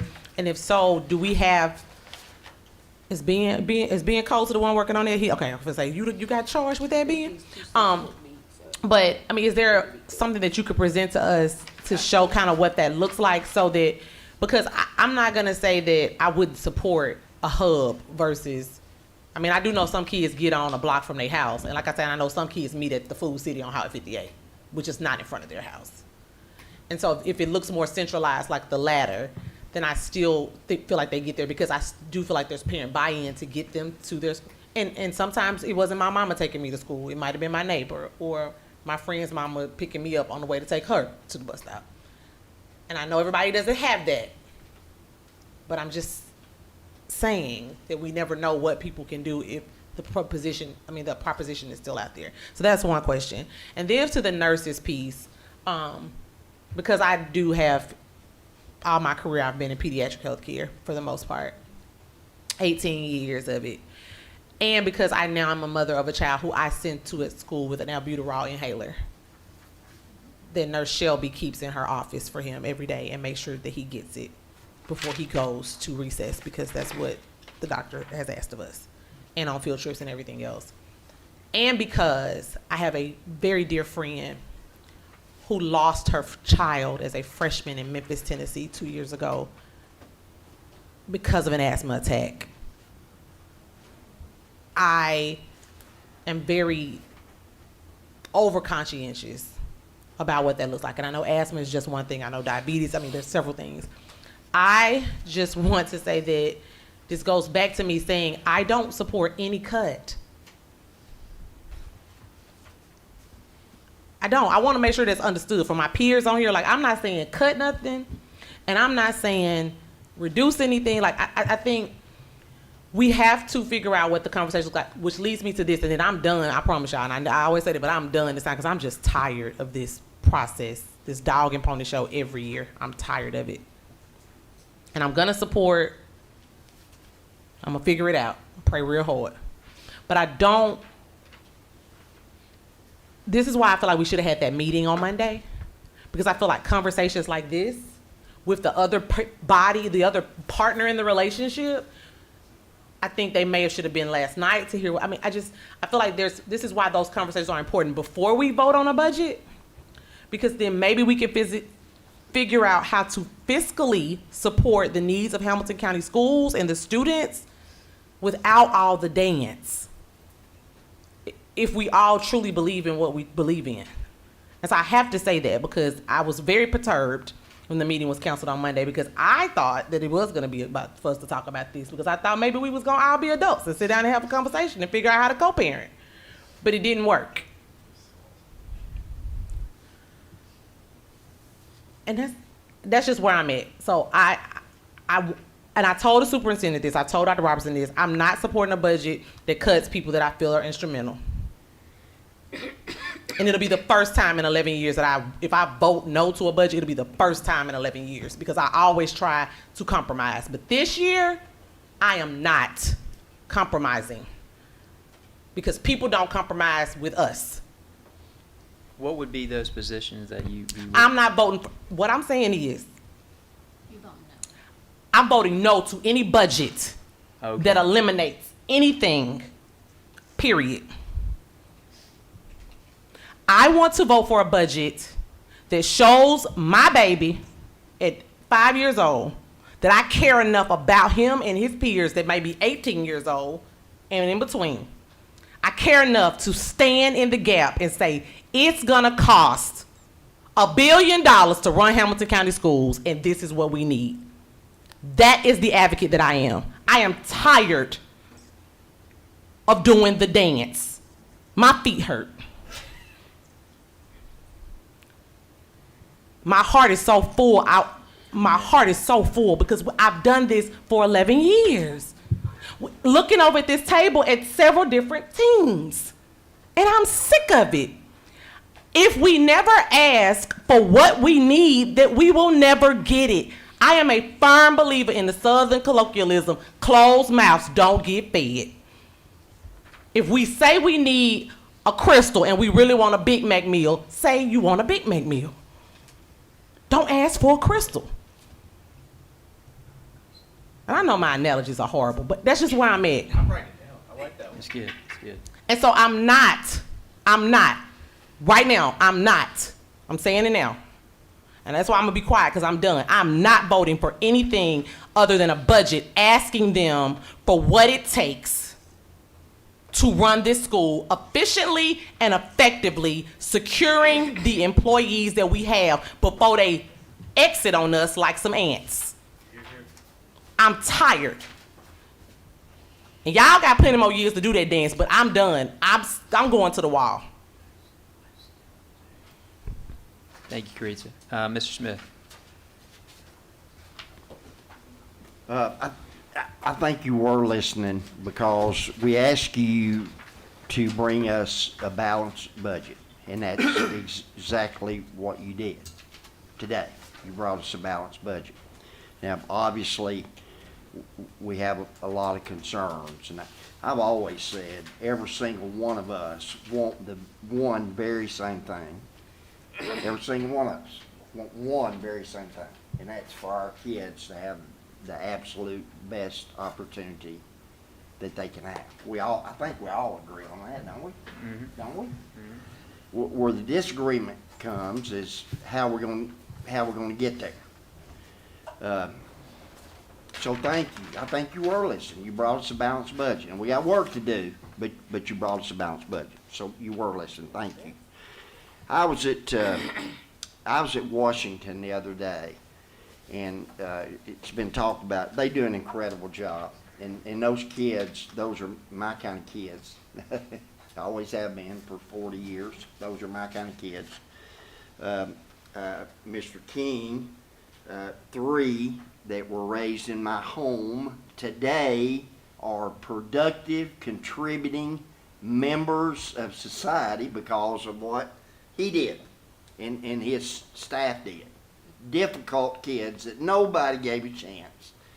But today, I got grandkids because of them and because of the work that you and many of your team did. So that's vitally important. That school is vitally important. And I know y'all agree with that. My question was going to be, when you talk about staffing that school, do you do that the same way you would at another school? It's based on census, or how do you determine how you staff that? Because when I was there the other day, there wasn't many kids there. Right. It's not done through the staffing model because it's a program. So programs are done separately. When you're talking about a school as small as Washington, obviously, and we've already heard you're talking about 7 different grade levels, you've got to make sure that you've got the teachers with the right certifications. That is on its own a puzzle, right? You also have to make sure that the ratios are right, which they are. I mean, even reducing by 2 positions, it's 1 to 7, 1 to 8 ratio. Now, just like any scenario, if we get to a place where all of a sudden 100 kids show up, well, then we would have to make some adjustments and add staff. But what we've seen over the last year, 2 years, is that we can continue to provide the same level of support with reducing the staff. I appreciate you saying that we've listened. We've brought a lot of options. A lot of options have gotten shot down. This is this is not my budget, it's y'all's budget. We're talking about a values-based budget. This is what I would take. Okay. So again, I'm going to go back to that in just a second, but I think what I hear you saying is if for some reason, I know that at Washington now, you got a lot of kids that, in fact, the one I was working with the other day, Sale Creek kid, and there was no way that he could get to Washington every day. So they put him in the virtual piece. When you say there's been 150 students this year, does that include the virtual kids, or is that just the kids that? Just to make sure we're talking the same thing, it includes the kids that are using the virtual aspect of Washington, not Hamilton County. Yeah, that's my question. Yeah, okay, all right. Great. So that's important to understand because, again, when I was there the other day, I didn't see 59 kids. I mean, they may have been there, but I didn't see that many. So just wanted to point that out. And you just said that if something happens and is a spike in census, then we're gonna have to respond to that. If that means that pulling the teacher out of this school and sending them there temporarily. But I do want to say that that staff over there is unbelievable. And one of the guys, he'll probably get mad at me, but Mr. McNeese works for me in the summer. And the dude comes every morning, and he stays all day. He don't get paid. I mean, that's just the kind of people he is. So I just want to say that. The very first thing we said tonight, or you said, I think, Dr. Robinson, when you were quickly going through those slides, and you said, prioritize school staffing. Did I hear that? Yes. So to prioritize school staffing, to me, means that, man, we're going to do everything we can to make sure that if we got to cut, that school staffing is not going to be the place that we want to cut if we're prioritizing it. This is my 9th budget, by far the toughest one. Over those 9 years, we've had some really good financial, or what am I trying to say, our budget chair, budget committee chair. I want to applaud my colleague Ben Daugherty for his untiring work and the way he has really looked under the hood and trying to figure out ways that we can continue to prioritize school staffing. And he just handed us a document that is almost $4 million, I think, wasn't it? 3.3. 3.3 million. And certainly I'm not smart enough to figure all this out, but it looks to me like if we need to somehow find looking at about 900,000, maybe $1 million, 889,000. to be able to keep the things like not touching nursing, to keep Washington, not touching Washington, that out of this 3.2 million, we'll be able to find 900,000, can't we? Give our money back. I mean, so number one, there are a number of these positions that have already been, that are on our list. How many? I don't know off the top of my head, I'm just eyeballing it. There's a number that we need to go through that are grant funded that we wouldn't be able to move. But I just want to be clear, and I think that it's interesting to me that somehow central office have been turned into people that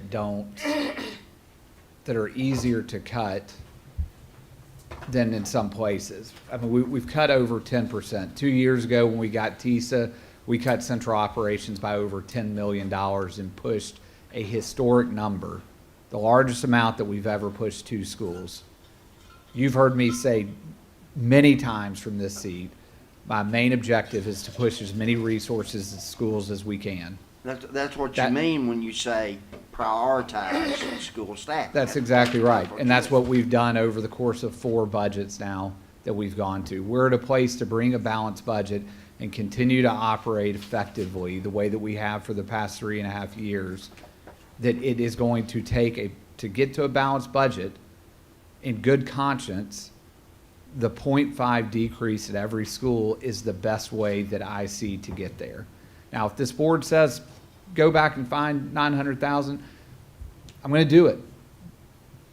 It's not what's good for the district, though. And the results are going to see it. And when we talk about again, people working over here work really hard. And when you're cutting essentially what then is going to be almost 13, 14% in 1 year from the work that's being done, we're going to lose people. We're going to lose results. And I want to be clear. Do what you guys tell me to do. That's my job. But the way this is being characterized as if like we're somehow prioritizing central office over school is not fair. I don't think that, I don't think so. I mean, I don't think so. I'm certainly not saying that. I'm certainly not saying that. No one's minimizing the role of central office. Like, there's a role that central office absolutely plays. What Chairman Smith is saying is, and I agree with him, you know, it's like any business. Just let me speak in my own terms. Like, you have a business, the way you grow is through revenue. You sell more, whether it's paper or pencils, right? So a good business understands that they're going to support those functions to achieve that. So whether you're in marketing, whether you're in research and analytics, whether you're in HR, your goal is to support that function of the business so that it can be successful. That's how I view the role of the board and the central office to better enable the school system. And I think that's what Chairman Smith is getting at. I 100% agree. What you started out is to increase what? Revenue. We can't increase I revenue. understand that, but we can increase results, retention, satisfaction. Which we have year over year. No one's saying you're not. No one's saying you're not, to be clear. To be clear. Listen, all I'm saying is I think there's an opportunity to look a little bit deeper. I asked you point blank the other day, do you need 24 executive assistants in central office? And you said, we need them. 24 executive assistants, roughly 1.5 million in salaries, from what I can gather. Do we need 24? Or could we get by with 12? Could we find 800,000 there? Do we need 6 federal program coordinators? Maybe there's more. Can we get by with 3? This is just a discussion, and this is the only opportunity we have as a board to talk and meet with you and really talk about this. We can't meet collectively behind doors and do that, so this is the discussions that we're having.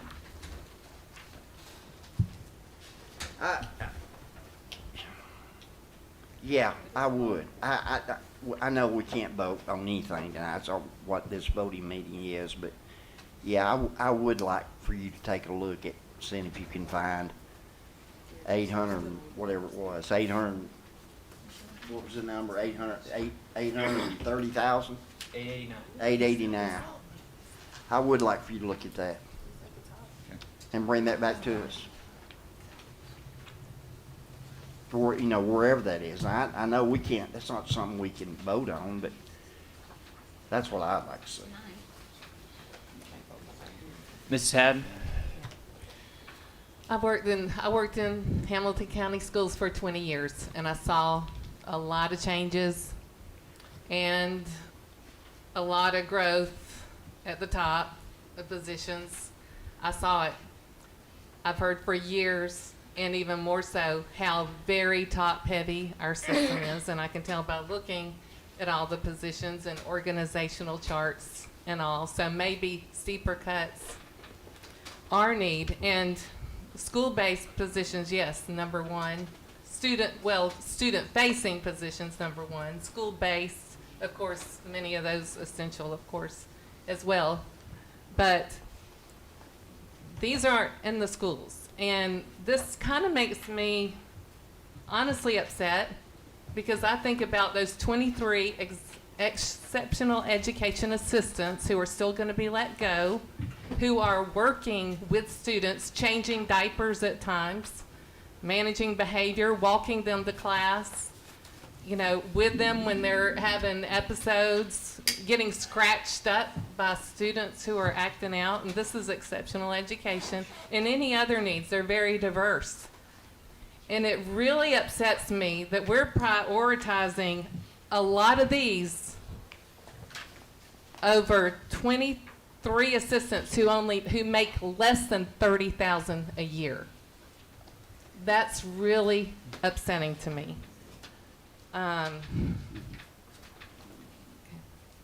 Just a couple of, well, I guess I don't need to make other comments, but that's my main issue right now. Thank you, Ms. Hammond. Go ahead, Chairman Ms. Doherty, Go ahead. again, I just need to correct for the record that 23 assistants are not losing jobs. They will have jobs in Hamilton County if they To what want. Ms. Haddon just suggested? Not some of the people I talked to. Not- Tell them to reach out to me and we'll find a job for them. Okay, I think they'd like to have the job serving the Absolutely. students that they've been serving in their That's in their accurate. schools for like 10 years plus, many of them. I'm going to go Mr. Slater and then Mr. Connor. Thanks, Ben. First of all, I'm 1,000% for parents' rights to send their child to the school of their choice. Let me give you a little map here. I live on Mowbray Mountain. That's 45 minutes from here, north. I have a neighbor there who chose for his kids to go to Signal Mountain. Every day, there's no connector road. Every day he goes down that mountain, goes through Soddy Daisy, goes through Red Bank, up Signal Mountain, and over to the schools. And he picks them up the same way. Do we expect a school bus to take those two kids to Signal Mountain? No, we don't. But that's his choice, and that's the choice he made, and he makes arrangements for that. Now, if I had my druthers, as an old country boy would say, I'd rather do away with all of the magnet school busing. It's never promised in the first place. But I can live with this proposal to cut and use the hubs. I can live with that. Thank you, Mr. Slater. Mr. Connor. Thank you, Chair. Let me start by saying I'm never afraid to ask somebody to defend their job. You know, when I was in restaurants, we would do manager reviews every year. And essentially, that was defend your job. Tell me why you're here. Tell me why you're important to the business. Tell me ways that we can help you be better in that. So to be really clear, like, Ben, this took a lot of work. Thank you. Like, I know that. I know Jody's put a lot of effort into looking at different things. There's a lot of questions that need to be asked in all aspects. So that's what we should do. We should review everybody. Feedback is a breakfast of champions to help create some more of those wonderful euphemisms. So here starts the question part. And Chair Smith, you asked this in our meeting. What is the current, with this new budget, operating percent of central office? The projected budget is going to be somewhere 7.5%. That's of staff. That's not of all the budget, but of staff, it represents somewhere around 7%. What is a national average of staff then? Somewhere between 9 and 12%. Okay, so the same numbers you gave us last time. You're down 0.5%, maybe a full percent from what you had said before. Okay. I know in District 6, Red Bank graduated more kids than they've ever graduated, if I'm not mistaken. That's correct. Including when you were principal there. That's right. Correct? They Okay. kicked my butt. No. And you stand by the statement, because I had somebody push back that they thought maybe in the heyday there were more, but you think that's the highest graduation rate they've ever had? I would put some money on it. Okay. In District 6, again, I know that CCA graduated 100% last year. Had some time to spend with my colleague Jackie at CSAS. I know they graduated 100% last year. Is it safe and factual to say that we are well above the average in the state of retained third graders? And I mean that in a positive way. We have less retained third graders on average than statewide averages. Yes. Okay. We have how many level 5 schools the last 2 years? Asking hard questions. Sorry. We have a lot of them. I keep showing up to places and getting to hold up. I get to hold up my hand like this and getting a lot of pictures. So I see that. So and where I'm going, because I can see the lawyers going, they're looking at me like the top going, could you wrap up your thought process here? I would say that we are performing above average as a school system in outcomes, not just in high school, but in third grade for the retention, in educating our students. We have lower numbers at Washington Academy because we're doing proper things to help students elsewhere and get them into programs like Mr. Joe's. That's amazing. Thank you for your work, honestly. So how are we, and we keep talking about business, and you guys know that I've met with a lot of the commissioners, and they talk about running a good business. If I was in my business, if I was running my restaurant, and the person that I put in charge of my restaurant is operating the restaurant below average cost, but exceeding expectations to a multiple percentage point degree, creating amazing outcomes, where are we to say that he's doing it wrong? We ask somebody to defend their job. I'll hear that. I will hear that. But if we're already so far below, maybe we should just talk about how can we run this more efficiently? Yes. Please defend your job if there's too many people. Yes. But at the end of the day, we're getting a great product at a low price. So it's difficult for me to see that as the problem, and not, as my illustrious colleague has very eloquently and loudly said, just ask for the right dang amount of money. Go ask for what we need to do our job, to do the business. I stand with Caritza. I can't support a budget that doesn't at least make me do my job to go and advocate for the right amount of funds for these kids. Fairly said, Mr. Connor. Mrs. Black. I was thinking along similar lines. Because, I look at this sheet and I spend a lot of time talking to principals. I don't spend a whole lot of time talking to central office staff other than Dr. Robertson and Dr. Stewart. I can imagine what a lot of these jobs do, and I know a lot of what these jobs do, but how much of our outcomes are we willing to sacrifice? That's my question. Because if we're doing a good job and we're meeting metrics that we've struggled with for over 20 years, and our kids' test scores are going up, and our graduation rates are going up, and our chronic absenteeism is down, and we've made these investments and we're achieving what we set out to achieve, and our kids are making progress, and we're meeting and exceeding goals year over year.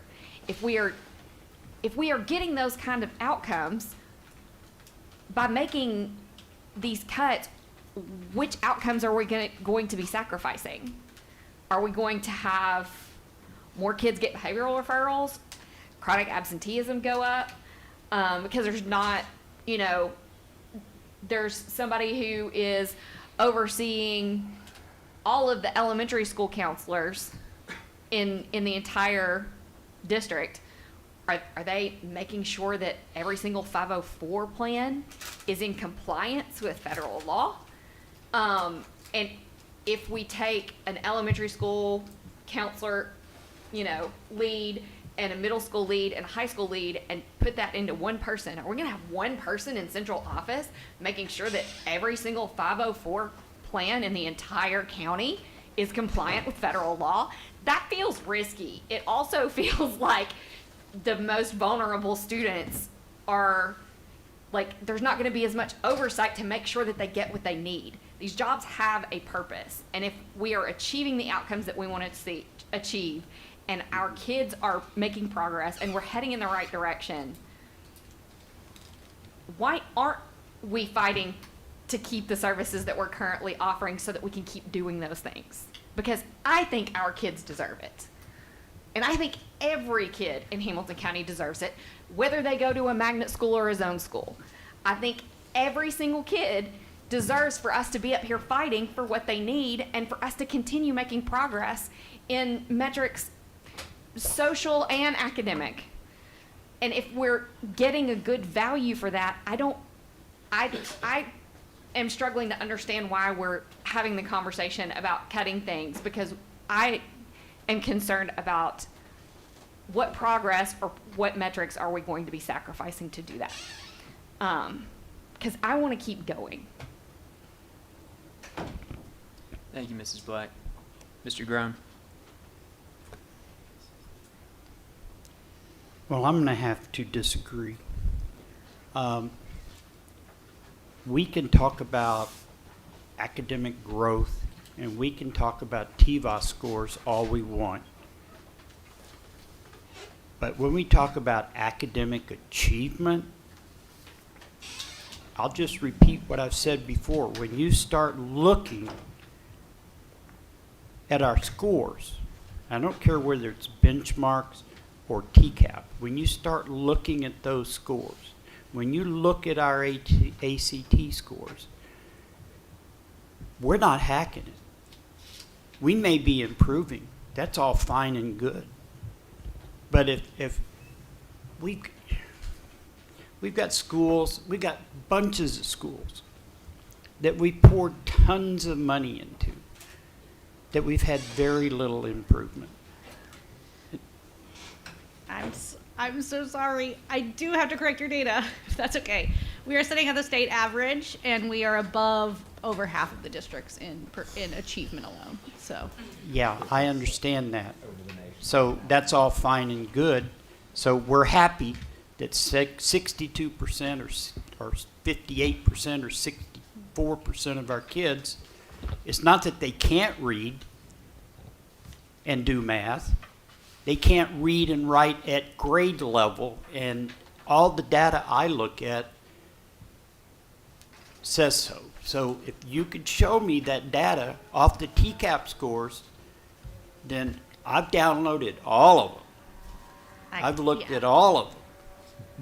I'm 100% And we hit happy the to. wall. They changed the test in 2016, and that's why there was a huge difference between You are correct. 2014 and 15 and 17. I can understand that. But, you know, we, again, talk TVOS. We touted all this TVOS, but we've got, what, 29 schools that are Ds and Fs? I mean, we could talk, we've accomplished all this all we want. And I'm not happy that we're happy just being above state average. No, nobody has said we're happy. Don't put words into our mouth. Nobody has said we're happy. No, but we said that we have been improving and we are outperforming the state, which is not true 5 years ago. And it wasn't, because I was here How 5 do we years improve ago. that if we make cuts? That's the question. Well, If we're- there are a lot of If we're places. still not satisfied, how do we keep going if we're going to cut Excuse services? me, why don't you hit your button? $918,000 for seed office here in the central office. 1.7 million for community superintendents, which we didn't have Yes, we did. before. Yes, we did. No, they were a different. They were executive directors, Executive and they're paid at. directors. And how many did we have? We've had anywhere from 4 to 6. Okay, but now we have 5. Yes. Man, I'm going to private school. That's why we've got like 16,000 people going to charter schools and private schools now. We don't have So- 16,000 people going to charter and private schools. Well, I can show you that. 16,000? No, you can't.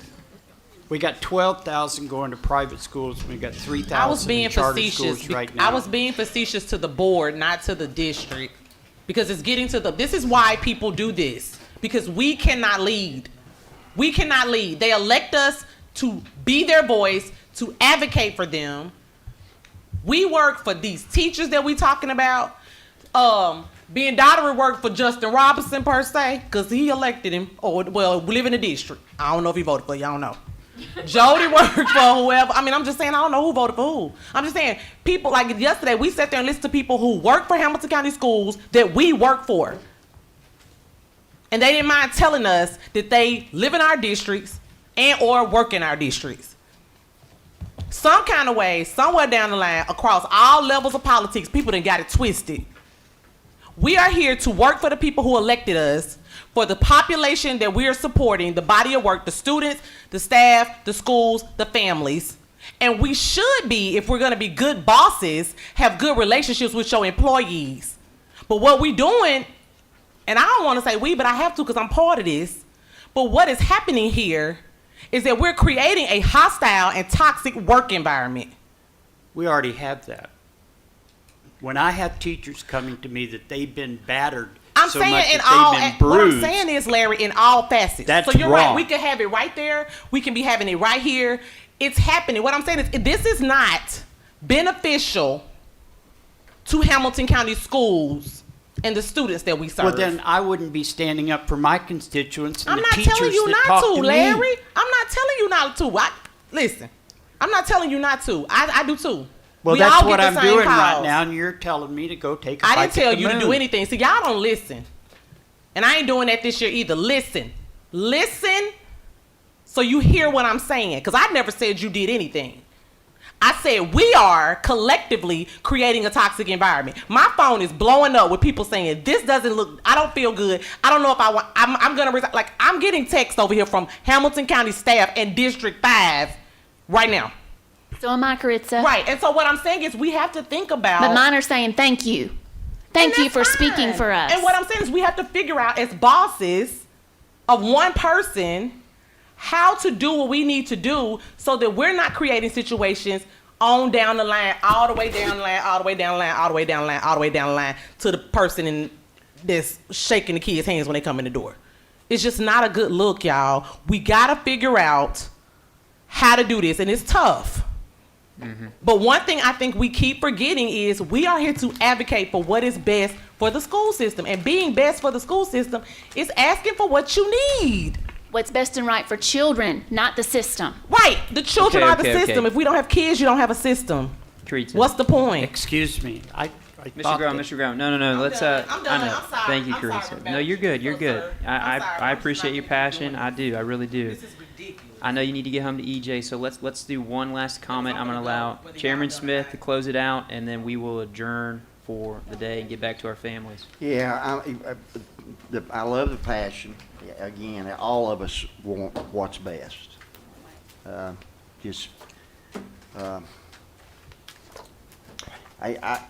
want to go back to what I suggested a while ago, and I know you may not be happy with that. But I also know, because you've demonstrated to me, is that you've always been willing to do what we ask you to do. So to dig and find that 830,000 for us to continue a conversation, I would like to see you do that. Secondly, I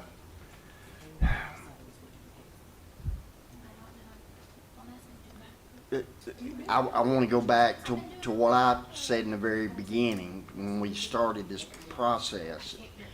I can remember back in 2019, and I was at the front of the line advocating for I think at that time maybe 17, 19 million. I don't remember. I think it was 19 million tax increase, and I was at the front of the line right by, at that time, Brian Johnson and Mayor Coppinger, and we ended up not getting anything. So I'd like to see you come back with that, but I also want to make this point, and I kind of use the bracketology with NCAA basketball. Is that, you know, here is our top 64, our balanced budget. But if we had an additional 15 million, we could do A, B, C, D. I still believe that that's an approach that maybe we should take. What's on the screen, that values-based budget, I don't know if y'all's screens are on, but y'all got a copy of it. That's essentially that. So if we got 2.8 million, first thing we'd pull out is the half position at every school.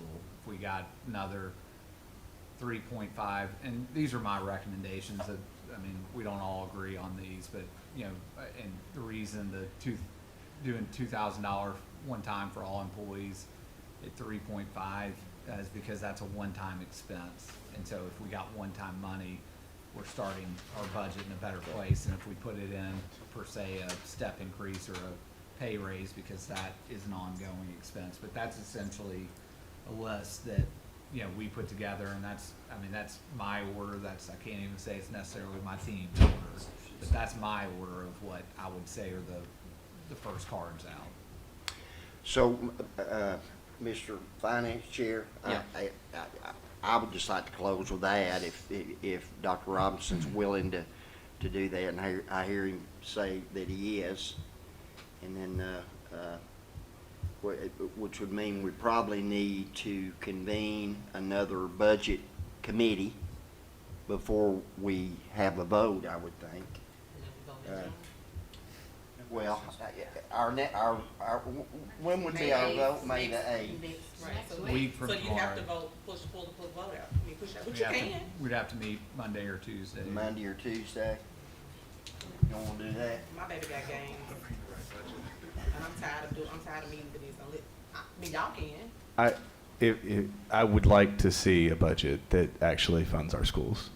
So yeah, if that's what you're asking for, because there's a budget in front of us right here that does that, and I want to be able to vote on this one. But we don't have to vote in May. Shake your head. I'm gonna vote on this one. I'm saying, we already voted for him to bring a balanced budget. A. This is him saying, Correct. we'd like to then also add this, when presenting the balanced budget to the commission, we'd also like to present this page that says, if you will give us X, Y, Z, we will do this with it. I'm good with that. This is the one that I'm gonna vote for, and I'm not sure how to be more clear about that. So You're being clear. You're being uh, clear. the one that does the right thing. That's the right one. That's the one I'm going to vote for. And so I want this one to be available to vote for. So in closing, I appreciate everybody making time to come tonight. I appreciate, Justin, your team being here. I appreciate the passion on this board. We were all elected to represent a very diverse and unique county. No school's the same, and we're doing that, and it's not always pretty, and this is a tough situation. But I hope, and as we've talked about, we're going to come out of this better, stronger, more efficient, and we're going to be in a better position next year and the year after and the year after. And that's ultimately what we've got to do coming out of this. So anyway, with that, I appreciate everybody's time. We are officially adjourned.